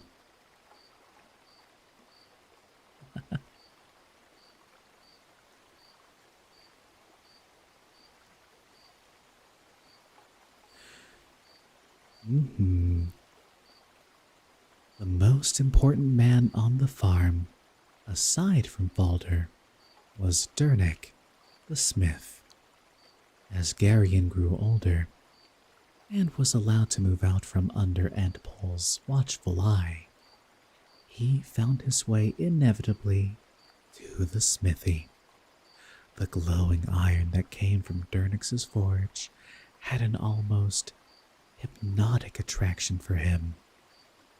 Dernick was an ordinary-looking man with plain brown hair and a plain face, ruddy from the heat of his forge. He was neither tall nor short, nor was he thin or stout. He was sober and quiet, and like most men who follow his trade, he was enormously strong. He wore a rough leather jerkin and an apron of the same material. Both were spotted with burns from sparks which flew from his forge. He also wore tight-fitting hose and soft leather boots, as was the custom in that part of Sandaria. At first, Dernick's only words to Garion were warnings to keep his fingers away from the forge and the glowing metal which came from it. In time, however, he and the boy became friends, and he spoke more frequently. "Always finish what you set your hand to," he would advise. "It's bad for the iron if you set it aside and then take it back to the fire more than is needful." "Why is that?" Garion would ask. Dernick would shrug. "It just is." "Always do the very best job you can," he said on another occasion, as he put the last few finishing touches with a file on the metal parts of a wagon tongue he was repairing. "But that piece goes underneath," Garion said. "No one will ever see it." "But I know it's there," Dernick said, still smoothing the metal. "If it isn't done as well as I can do it, I'll be ashamed every time I see this wagon go by. And I'll see this wagon every day." And so it went.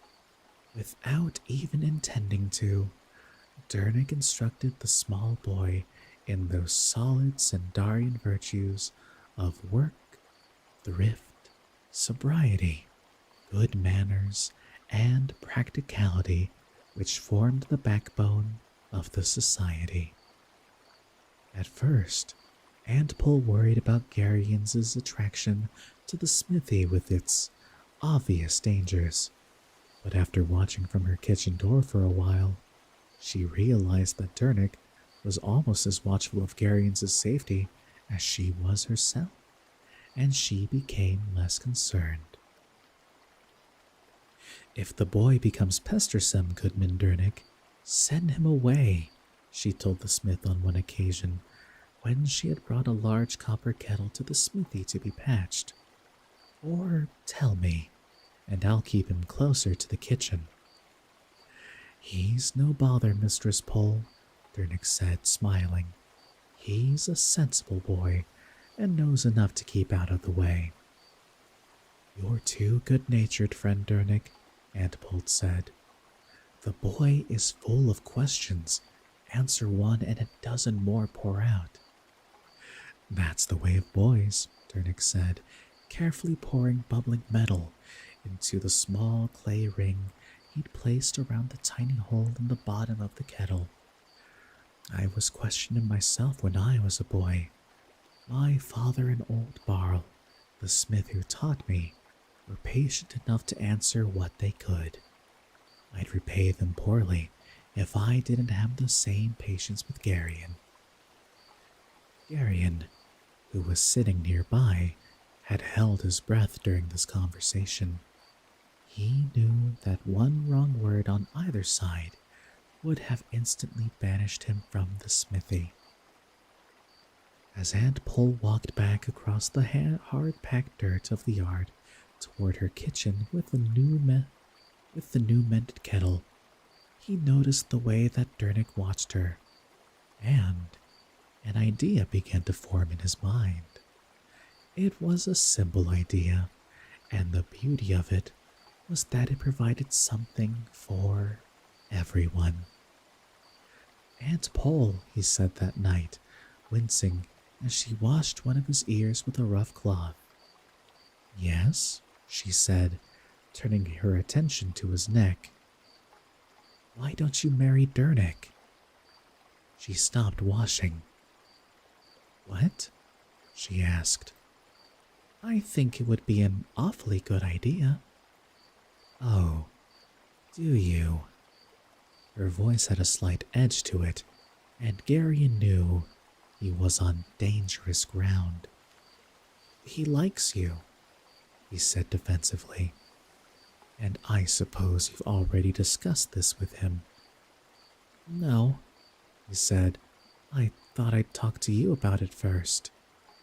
At least that was a good idea. I can tell him about it tomorrow morning if you'd like. His head was turned around quite firmly by one ear. Aunt Pole, Garion felt, found his ears far too convenient. Don't you so much as breathe one word of this nonsense to Dernick or anyone else, she said, her dark eyes burning into his with a fire he had never seen there before. It was only a thought, he said quickly. A very bad one. From now on, leave thinking to grown-ups. She was still holding his ear. Anything you say, he agreed hastily. Later that night, however, when they lay in their beds in the quiet darkness, he approached the problem obliquely. Aunt Pole? Yes? Since you don't want to marry Dernick, who do you want to marry? Garion, she said. Yes? Close your mouth and go to sleep. I think I've got a right to know, he said in an injured tone. Garion. All right, I'm going to sleep, but I don't think you're being very fair about all this. She drew in a deep breath. Very well, she said. I'm not thinking of getting married. I have never thought of getting married, and I seriously doubt that I'll ever think of getting married. I have far too many important things to attend to for any of that. What a girl boss. Don't worry, Aunt Pole, he said, wanting to put her mind at ease. When I grow up, I'll marry you. She laughed then, a deep, rich laugh, and reached out to touch his face in the darkness. Oh no, my Garion, there's another wife in store for you. Who? He demanded. You'll find out, she said mysteriously. Now, go to sleep. Aunt Pole? Yes? Where's my mother? It was a question he had been meaning to ask for quite some time. There was a long pause, then Aunt Pole sighed. She died, she said quietly. Garion felt a sudden wrenching surge of grief and unbearable anguish. He began to cry. And then she was beside his bed. She knelt on the floor and put her arms around him. Finally, a long time later, after she had carried him to her own bed and held him close until his grief had run its course, Garion asked brokenly, What was she like? My mother. She was fair-haired, Aunt Pole said, and very young and very beautiful. Her voice was gentle, and she was very happy. Did she love me? More than you could ever imagine. And then he cried again, but his crying was quieter now, more regretful and anguished. Aunt Pole held him closely until he cried himself to sleep. There were other children on Valders' farm, as was only natural in a community of 60 or so. The older ones on the farm all worked, but there were 3 other children about Garion's age on the freeholding. These 3 became his playmates and his friends. The oldest boy was named Runderig. He was a year or 2 older than Garion and quite a bit taller. Ordinarily, since he was the eldest of the children, Runderig would have been their leader. But because he was an Arend, his sense was a bit limited, and he cheerfully deferred to the younger ones. The kingdom of Sindaria, unlike other kingdoms, was inhabited by a broad variety of racial stocks. Turex, Algars, Drasnians, Arends, and even a substantial number of Tolnedrins had merged to form the elemental Sendar. Arends, of course, were very brave, but were also notoriously thick-witted. Garion's second playmate was Darun, a small, quick boy whose background was so mixed that he could only be called a Sendar. The most notable thing about Darun was the fact that he was always running. He never walked if he could run. Like his feet, his mind seemed to tumble over itself, and his tongue as well. He talked continually and very fast, and he was always excited. The undisputed leader of the little foursome was the girl Zubret, the golden-haired charmer who invented their games and made up stories to tell them, and set them to stealing apples and plums from Valders' orchard for her. She ruled them as a little queen, playing one against the other and inciting them into fights. She was quite heartless, and each of the 3 boys at times hated her, even while remaining helpless thralls to her tiniest whim. In the winter, they slid on wide boards down the snowy hillside behind the farmhouse and returned home, wet and snow-covered, their chapped hands and glowing cheeks as evening's purple shadows crept across the snow. Or, after Dernick the smith had proclaimed the ice safe, they would slide endlessly across the frozen pond that lay glittering frostily in a little dale just to the east of the farm building along the road to Upper Gralt. What's up, Solar? What's up?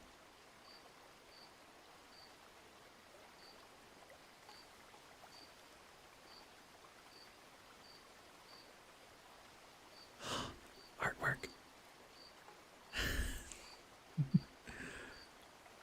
So far, it's looking fantastic, Solar. Oh, man.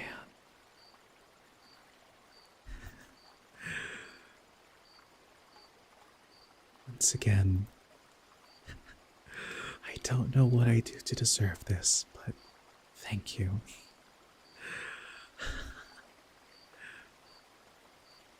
Just wow. Fantastic work as always.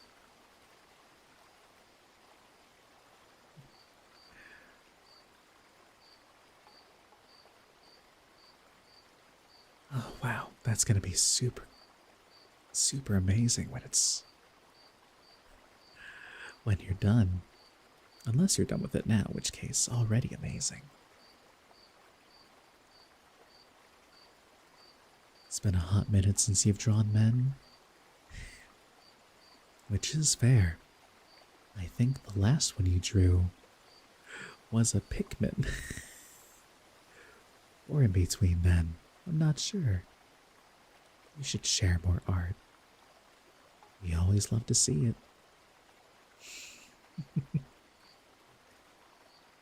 We do love Pikmin around here.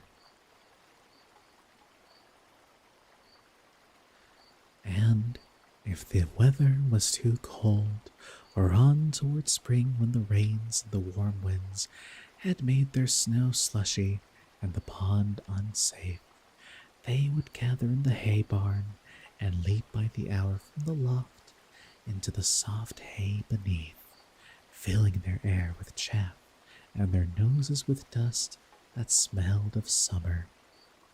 In the spring, they caught pollywogs along the marshy edges of the pond and climbed trees to stare in wonder at the tiny blue eggs the birds had laid in twiggy nests in the high branches. It was Darun, naturally, who fell from a tree and broke his arm one fine spring morning when Zubret urged him into the highest branches of a tree near the edge of the pond.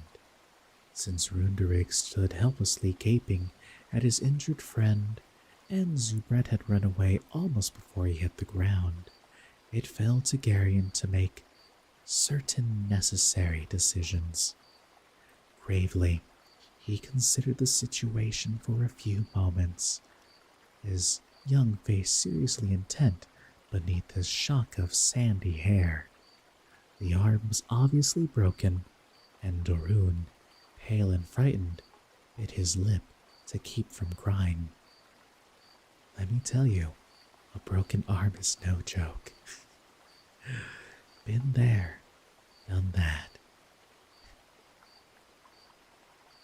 Broken fingers, a run-over foot, appendicitis, sinusitis, meningitis.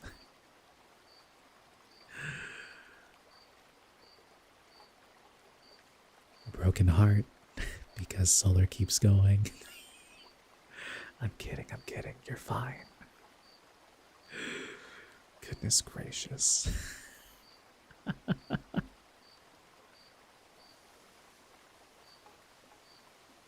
What can you do?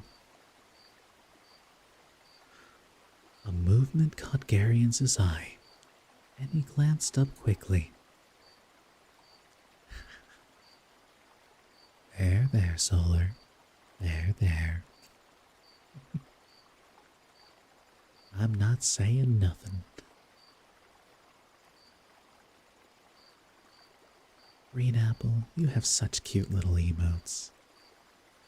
It's always just fun to look at them.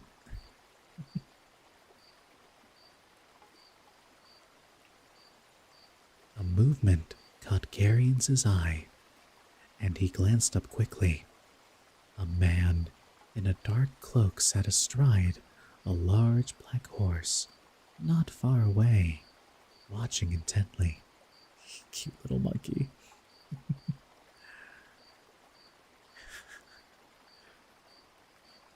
When their eyes met, Garion felt a momentary chill, and he knew that he had seen the man before, that indeed that dark figure had hovered on the edge of his vision for as long as he could remember, never speaking, but always watching. Herobrine? There was in that silent scrutiny a kind of cold animosity, curiously mingled with something that was almost, but not quite, fear. Then Darun whimpered, and Garion turned back. Carefully, he bound the injured arm across the front of Darun's body with his rope belt, and then he and Runderig helped the injured boy to his feet. At least he could have helped us, Garion said resentfully. Ooh, Runderig said, looking around.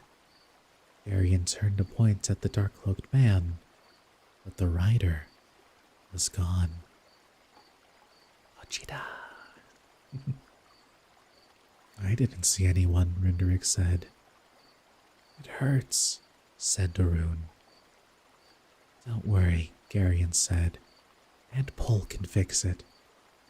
And so, she did. When the three appeared at the door of her kitchen, she took in the situation with a single glance.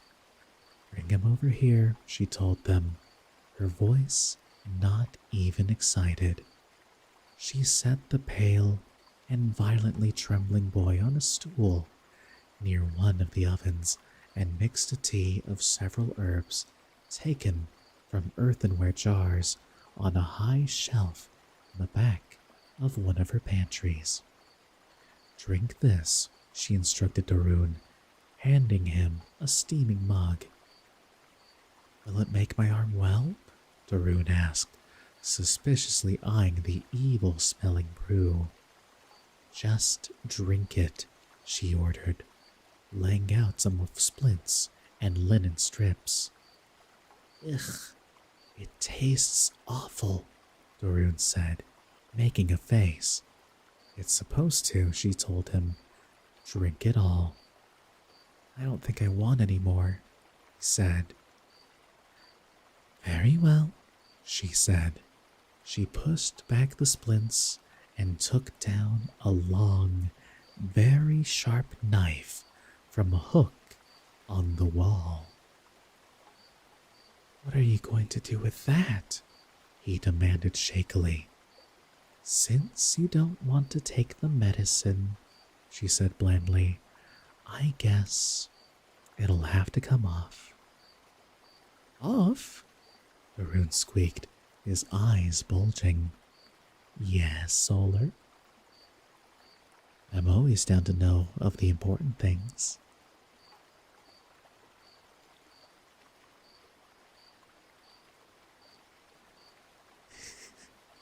Such cute emotes. What's up, Solar? Solar. Fair enough. Fair enough. Well played, well played. Good job, good job.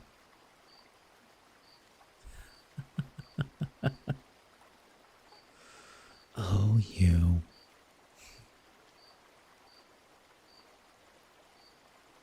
Probably about right there, she said, thoughtfully touching at the elbow with the point of the knife.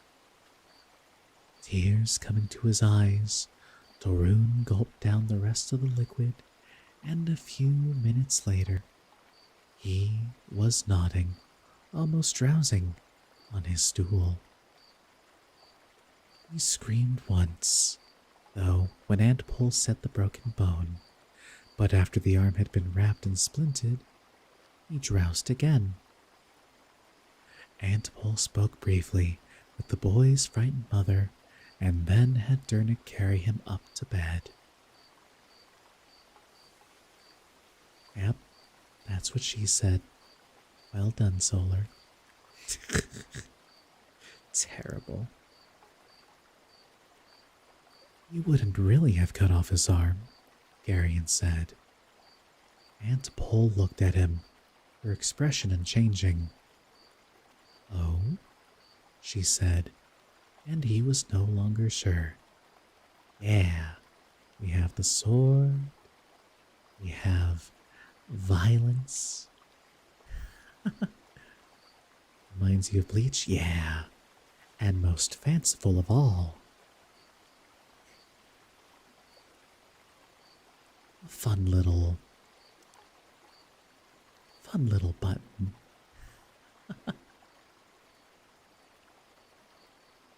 That one will come in very handy during certain games.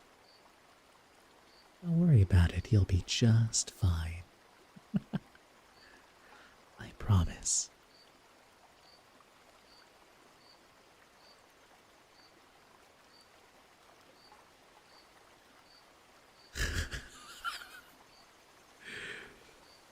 Oh, Solar, what am I gonna do with you?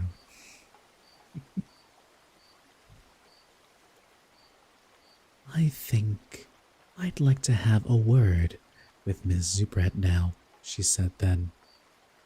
She ran away when Darun fell out of the tree, Darian said. Find her. She's hiding, Darian protested.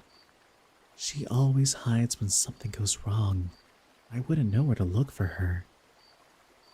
Darian, Antpole said, I didn't ask you if you knew where to look. I told you to find her and bring her to me. What if she won't come? Darian. There was a note of awful finality in Aunt Pole's tone, and Garion fled. I didn't have anything to do with it, Zubret lied as soon as Garion led her to Aunt Pole in the kitchen. You, Aunt Pole said, pointing at the stool. Sit.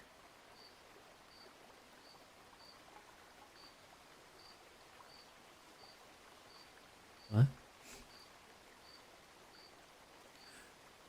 I'm curious as to what you're saying there, Solar.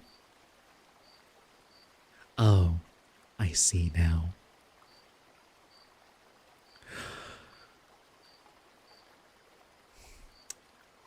I see now. Yes, I see.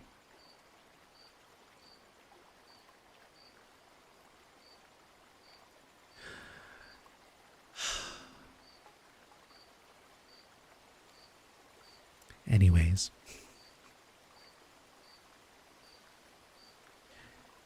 you, Aunt Pole said, pointing at a stool. Sit.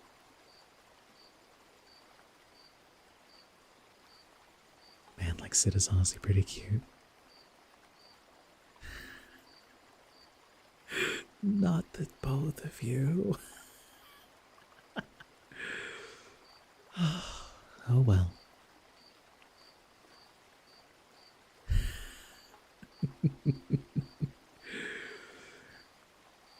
It's okay. It's okay. We're accepting here. Zubret sank onto the stool, her mouth open and her eyes wide. You, Aunt Pole said to Garion, pointing at the kitchen door. Out.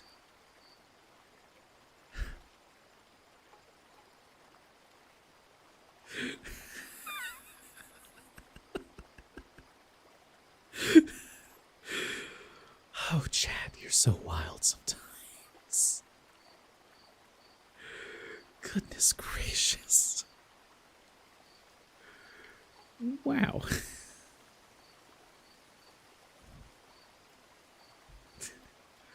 Me too, Green Apple, me too. Hey, a facepalm. Garion left hurriedly.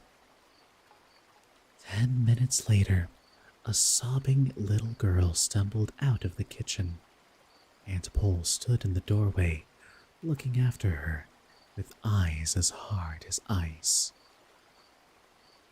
Did you thrash her? Garion asked hopefully. Aunt Pole withered him with a glance. Of course not, she said. You don't thrash girls. I would have, Garion said, disappointed. What'd you do to her? Don't you have anything to do? Aunt Pole asked. No, Garion said. Not really. That, of course, was a mistake. Good, Aunt Pole said, finding one of his ears. It's time you started to earn your way. You'll find some dirty pots in the scullery. I'd like to have them scrubbed I don't know why you're angry with me, Garion objected, squirming. It wasn't my fault that Darun went up in that tree. Hello there. Welcome to the stream, Incha. I'm enchanted to have you here. Sorry. Welcome in.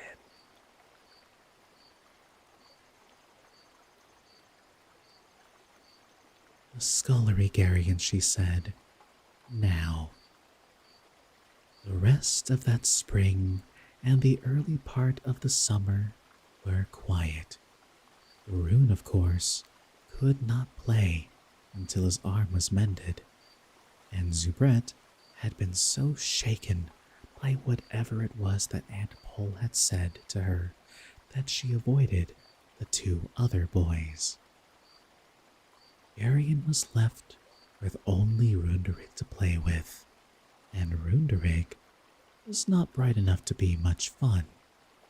Because there was really nothing else to do, the boys often went into the fields to watch the hands work and listen to their talk. As it happened, during that particular summer, the men of Falders's farm were talking about the Battle of Vomimbre, the most cataclysmic event in the history of the West. Arian and Runderig listened, enthralled, as the men unfolded the story of how the hordes of Kaltorek had quite suddenly struck into the West some 500 years before. It had all begun in 4865, as men reckoned time in that part of the world, when vast multitudes of Murgos and Nadreks and Thulls had struck down across the mountains of the eastern escarpment into Drasnia, and behind them, in endless waves, had come the uncountable numbers of the Malorians. After Drasnia had been brutally crushed, the Angareks had turned southward onto the vast grasslands of Algaria and had laid siege to that enormous fortress called the Algarian Stronghold. The siege had lasted for 8 years until finally, in disgust, Kaltorek had abandoned it. It was not until he turned his army westward into Ulgoland that the other kingdoms became aware that the Angarek invasion was directed not only against the Alorns, but against all of the West. In the summer of 4875, Kaltorek had come down upon the Arendish plain before the city of Vomimbre, and it was there that the combined armies of the West awaited him. The Sendars who participated in the battle were a part of the force under the leadership of Brand, the Riven Warder. That force, consisting of Rivens, Sendars, and Asturian Arens, assaulted the Angareks. The Angarek rear, after the left had been engaged by Algars, Drasnians, and Ulgos, the right by Tolnedrins and Turex, and the front by the legendary charge of the Mimbre Arens. 4 hours the battle had raged until, in the center of the field, Brand had met in a single combat with Kaltorek himself. Upon that duel had hinged the outcome of the battle. Although 20 generations had passed since that titanic encounter, it was still as fresh in the memory of the Sendarian farmers who worked on Falders's farm as if it had happened only yesterday. Each blow was described, and each feint and parry, At the final moment, when it seemed that he must inevitably be overthrown, Brand had removed the covering from his shield, and Kaltorek, taken aback by some momentary confusion, had lowered his guard and had been instantly struck down. For Runderig, the description of the battle was enough to set his horrendous blood seething. Yarian, however, found that certain questions had been left unanswered by the stories. Why was Brand's shield covered? He asked Kralto, one of the older hands. It just was, he said. Everyone I've ever talked to with agrees about that. Was it a magic shield? Garion persisted. It may have been, Kralto said, but I've never heard anyone say so. All I know is that when Bran uncovered his shield, Kaltorek dropped his own shield, and Bran stabbed his sword into Kaltorek's head through the eye, or so I am told. Garion shook his head stubbornly. I don't understand. How could something like that have made Kaltorek afraid? I can't say, Kralto told him. I've never heard anyone explain it. Despite his dissatisfaction with the story, Garion quite quickly agreed to Runderig's rather simple plan to reenact the duel. After a day or so of posturing and banging at each other with sticks to simulate swords, Garion decided that they needed some equipment to make the game more enjoyable. 2 kettles and two large pot lids mysteriously disappeared from Aunt Poles's kitchen, and Garion and Runderig, now with helmets and shields, prepared to a quiet place to do war upon each other. It was all going quite splendidly until Runderig, who was older, taller, and stronger, struck Garion with a resounding whack on the head with his wooden sword. The rim of the kettle cut to Garion's eyebrow, and blood began to flow. There was a sudden ringing in Garion's ears.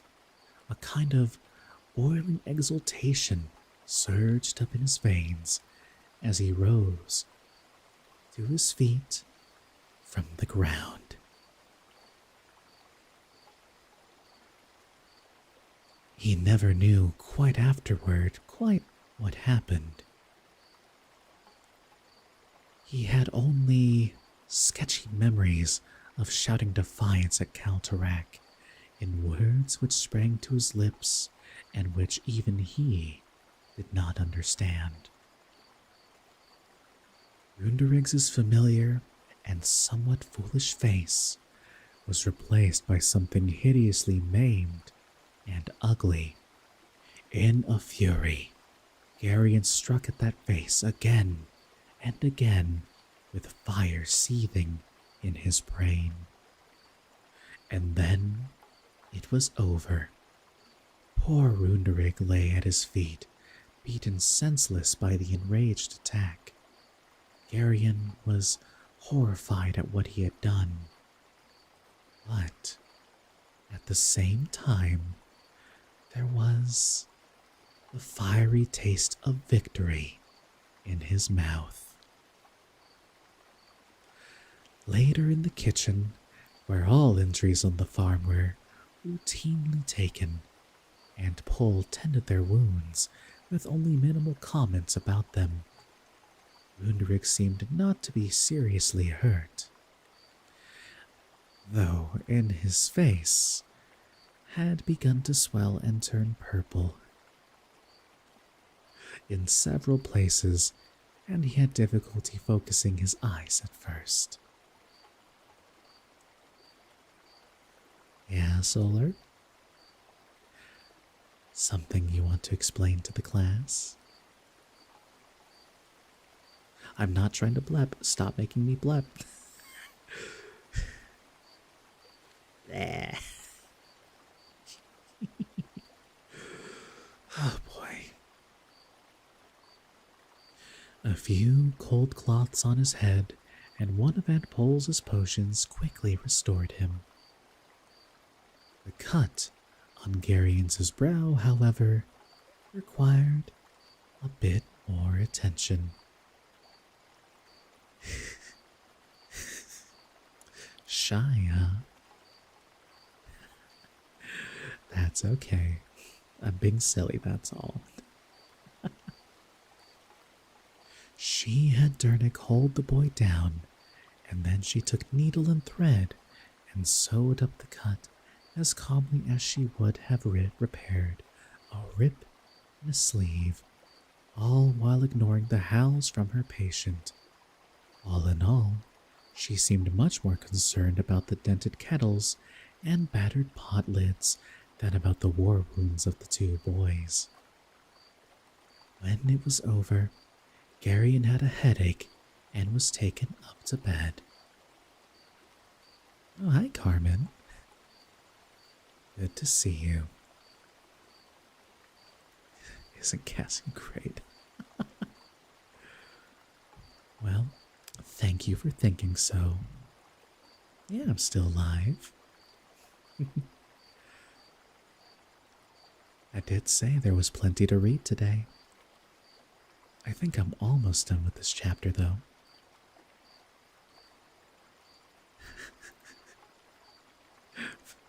Evar. You're all being too sweet.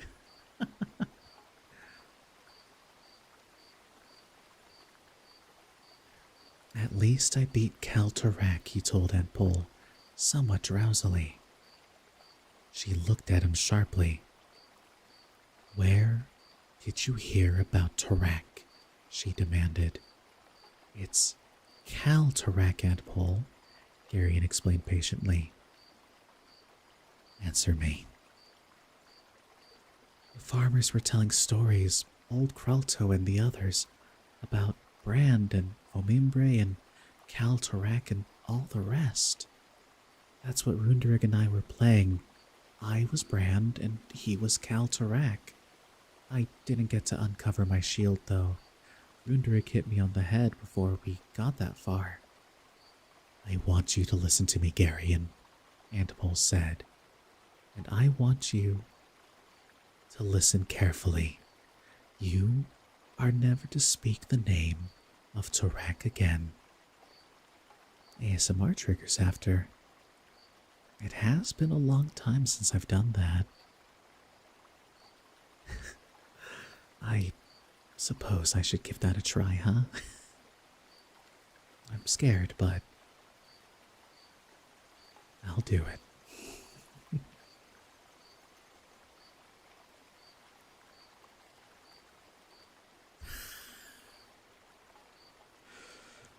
Oh, you.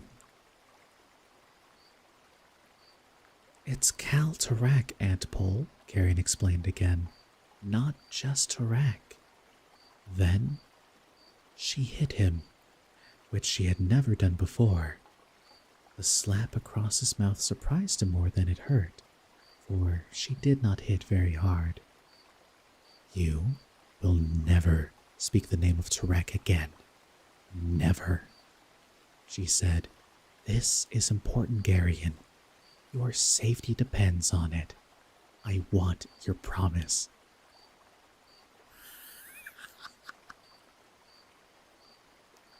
You don't have to get so angry about it, he said in an injured tone. Promise. All right, I promise. It was only a game. A very foolish one, Aunt Pole said. You might have killed Runderig. What about me? Garion protested. You were never in any danger, she told him. Now go to sleep. And as he dozed fitfully, his head light from his injury and the strange bitter drink his aunt had given him, he seemed to hear her deep, rich voice saying, Garion, my Garion, you're too young yet. And later, rising from deep sleep, as a fish rises toward the silvery surface of the water, he seemed to hear her call, "Father, I need you." Then he plunged again into a troubled sleep, haunted by a dark figure of a man on a black horse who watched his every movement with a cold animosity and something that hovered very near the edge of fear. And behind that dark figure he had always known to be there, but had never overtly acknowledged, even to Aunt Paul, the maimed and ugly face he had briefly seen or imagined in the fight with Runderig loomed darkly, like the hideous fruit of an unspeakably evil tree. And that is the end of chapter 1. Oh boy. It takes a few chapters, but it gets so much more exciting, and the characters, you'll love all the characters as we read through. It's gonna be a good time.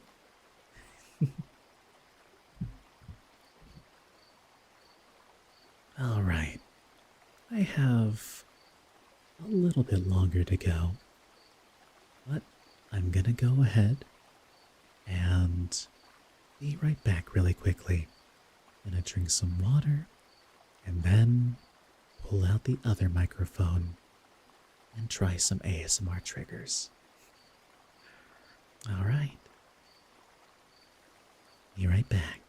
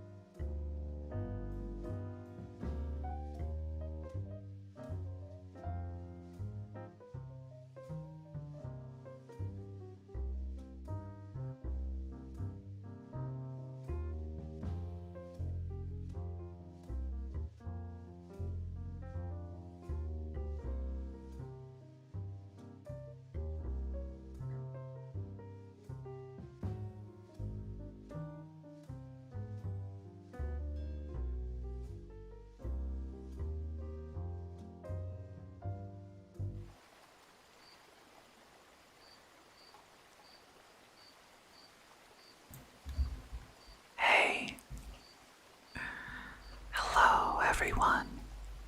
I'm back.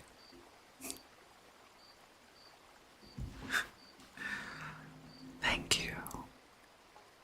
You're drawing a comic too. That's amazing. And now, I think it's a good time to relax.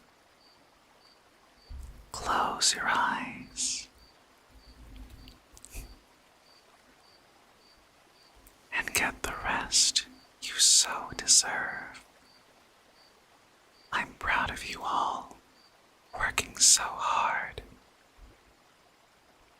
I know it's only the beginning of the week, but you've got this, everyone.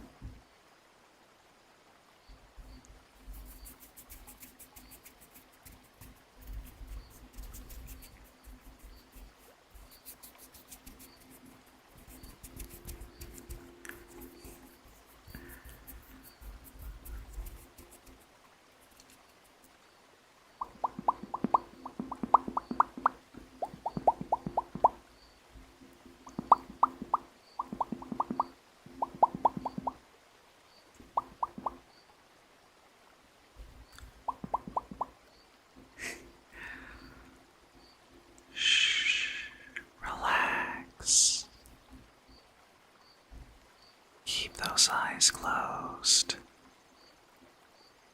and think only of the dreams of tomorrow. It's going to be a better day. We'll make sure of it.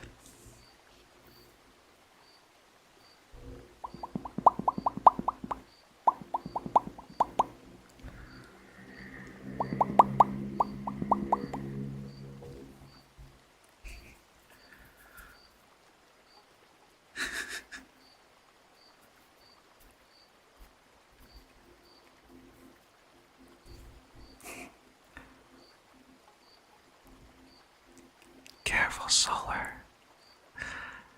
That might not be as much of a threat.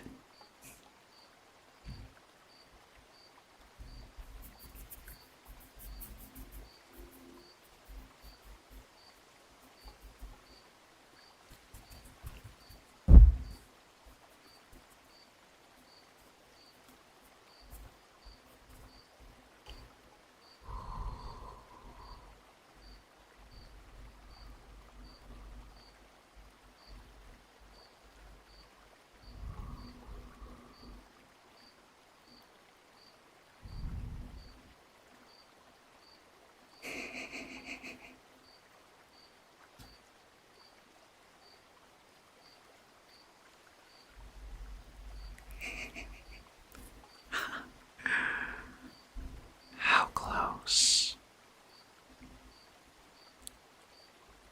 How close are you talking?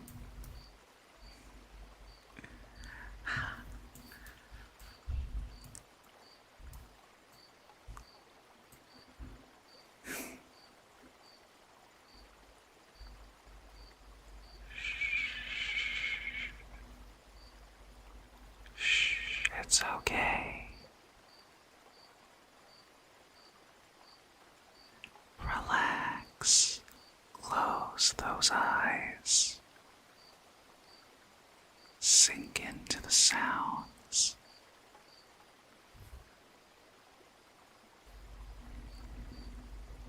Let me be your guide.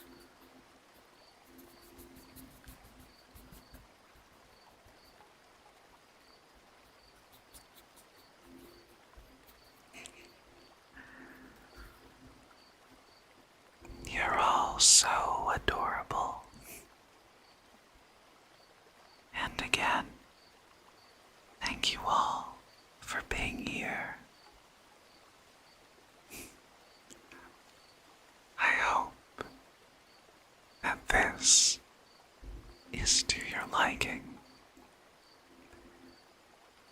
make sure to let me know. As you wish.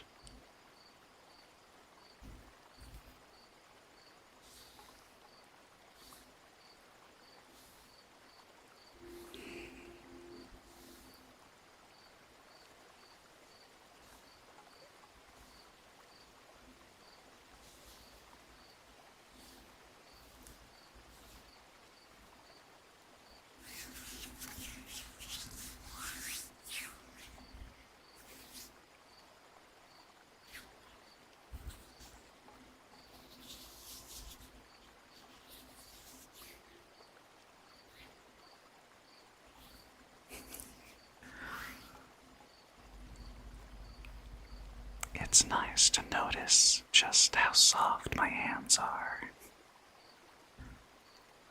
I do try to take very good care of them, especially during the winter.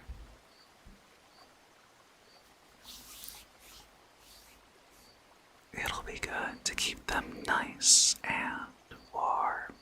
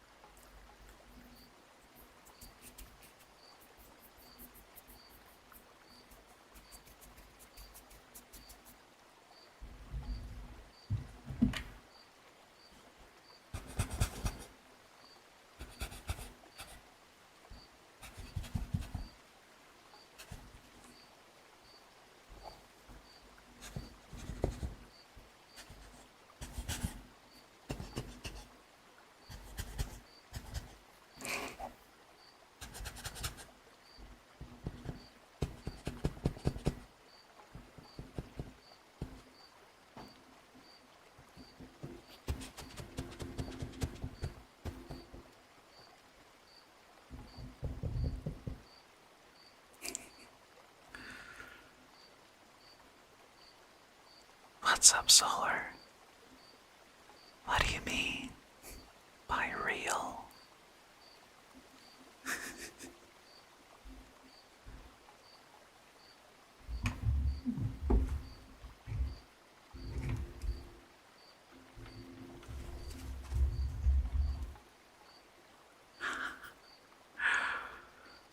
That's so sweet of you to say. Thank you, Solar.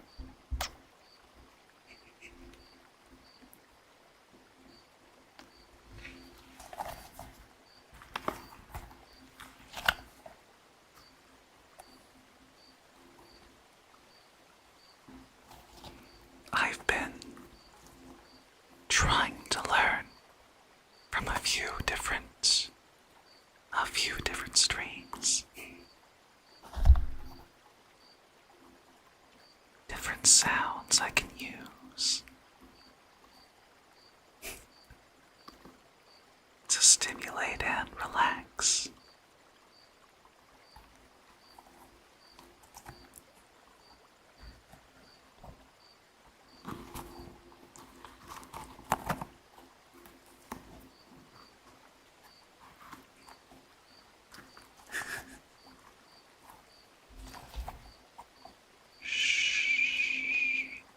It's okay.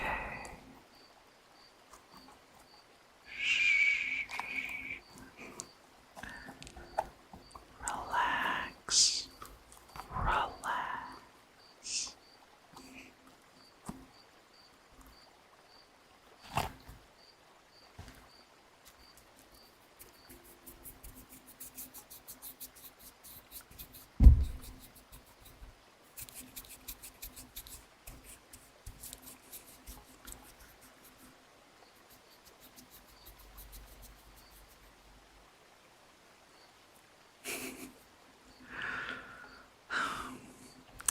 Just one, huh?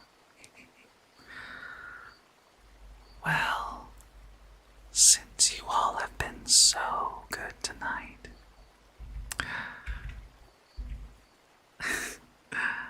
I guess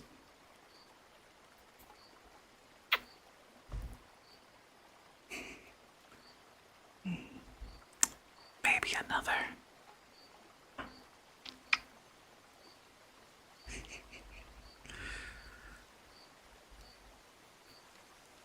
There. That's all you get for now.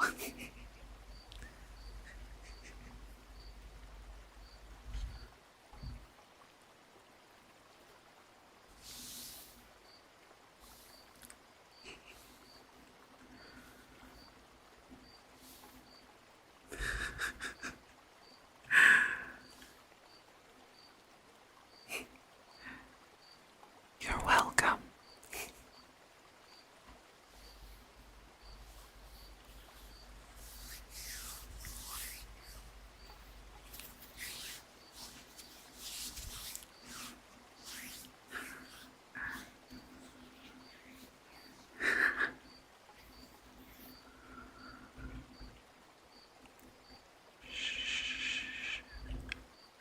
Relax.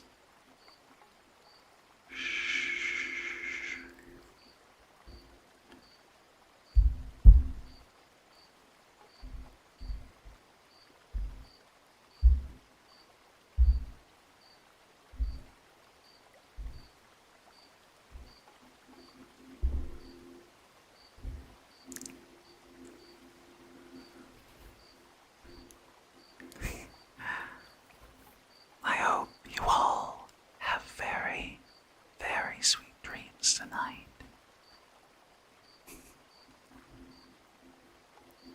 Even better if I show up in them.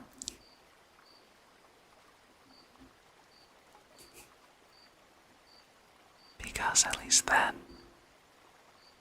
I know I'll have helped.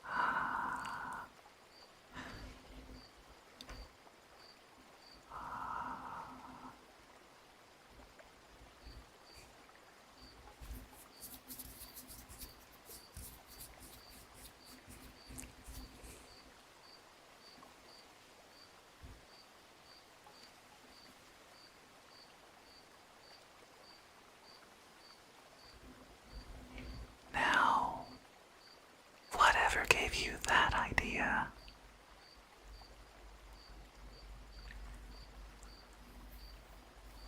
As long as we're all enjoying it in a nice and safe way.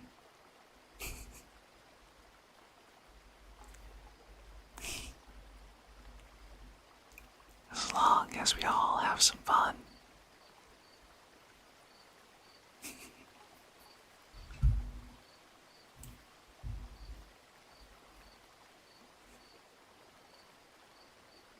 Consent is very important. That's right, Wampus. Also, good to see you. How was your stream?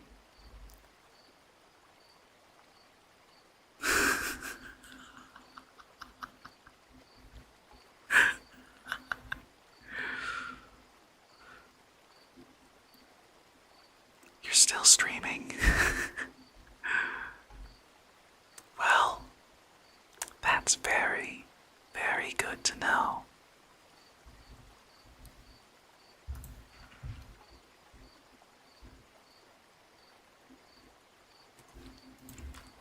Let's see. Ow. Don't mind me. Accidentally punching the microphone. Sorry.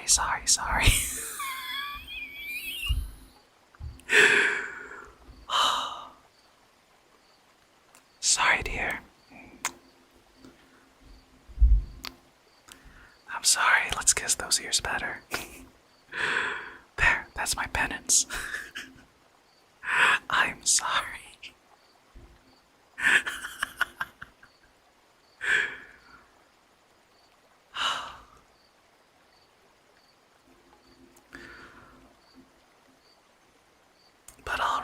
everyone.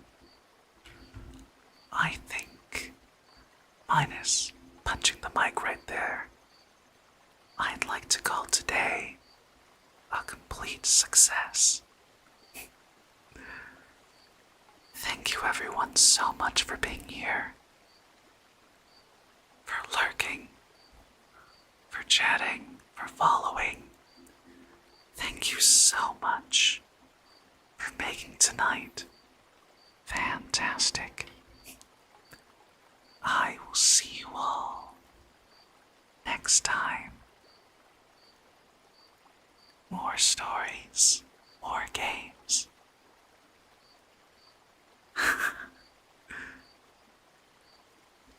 It's okay. I'll be there tomorrow. Thank you all so much. Good night, everyone. We have the perfect target to raid.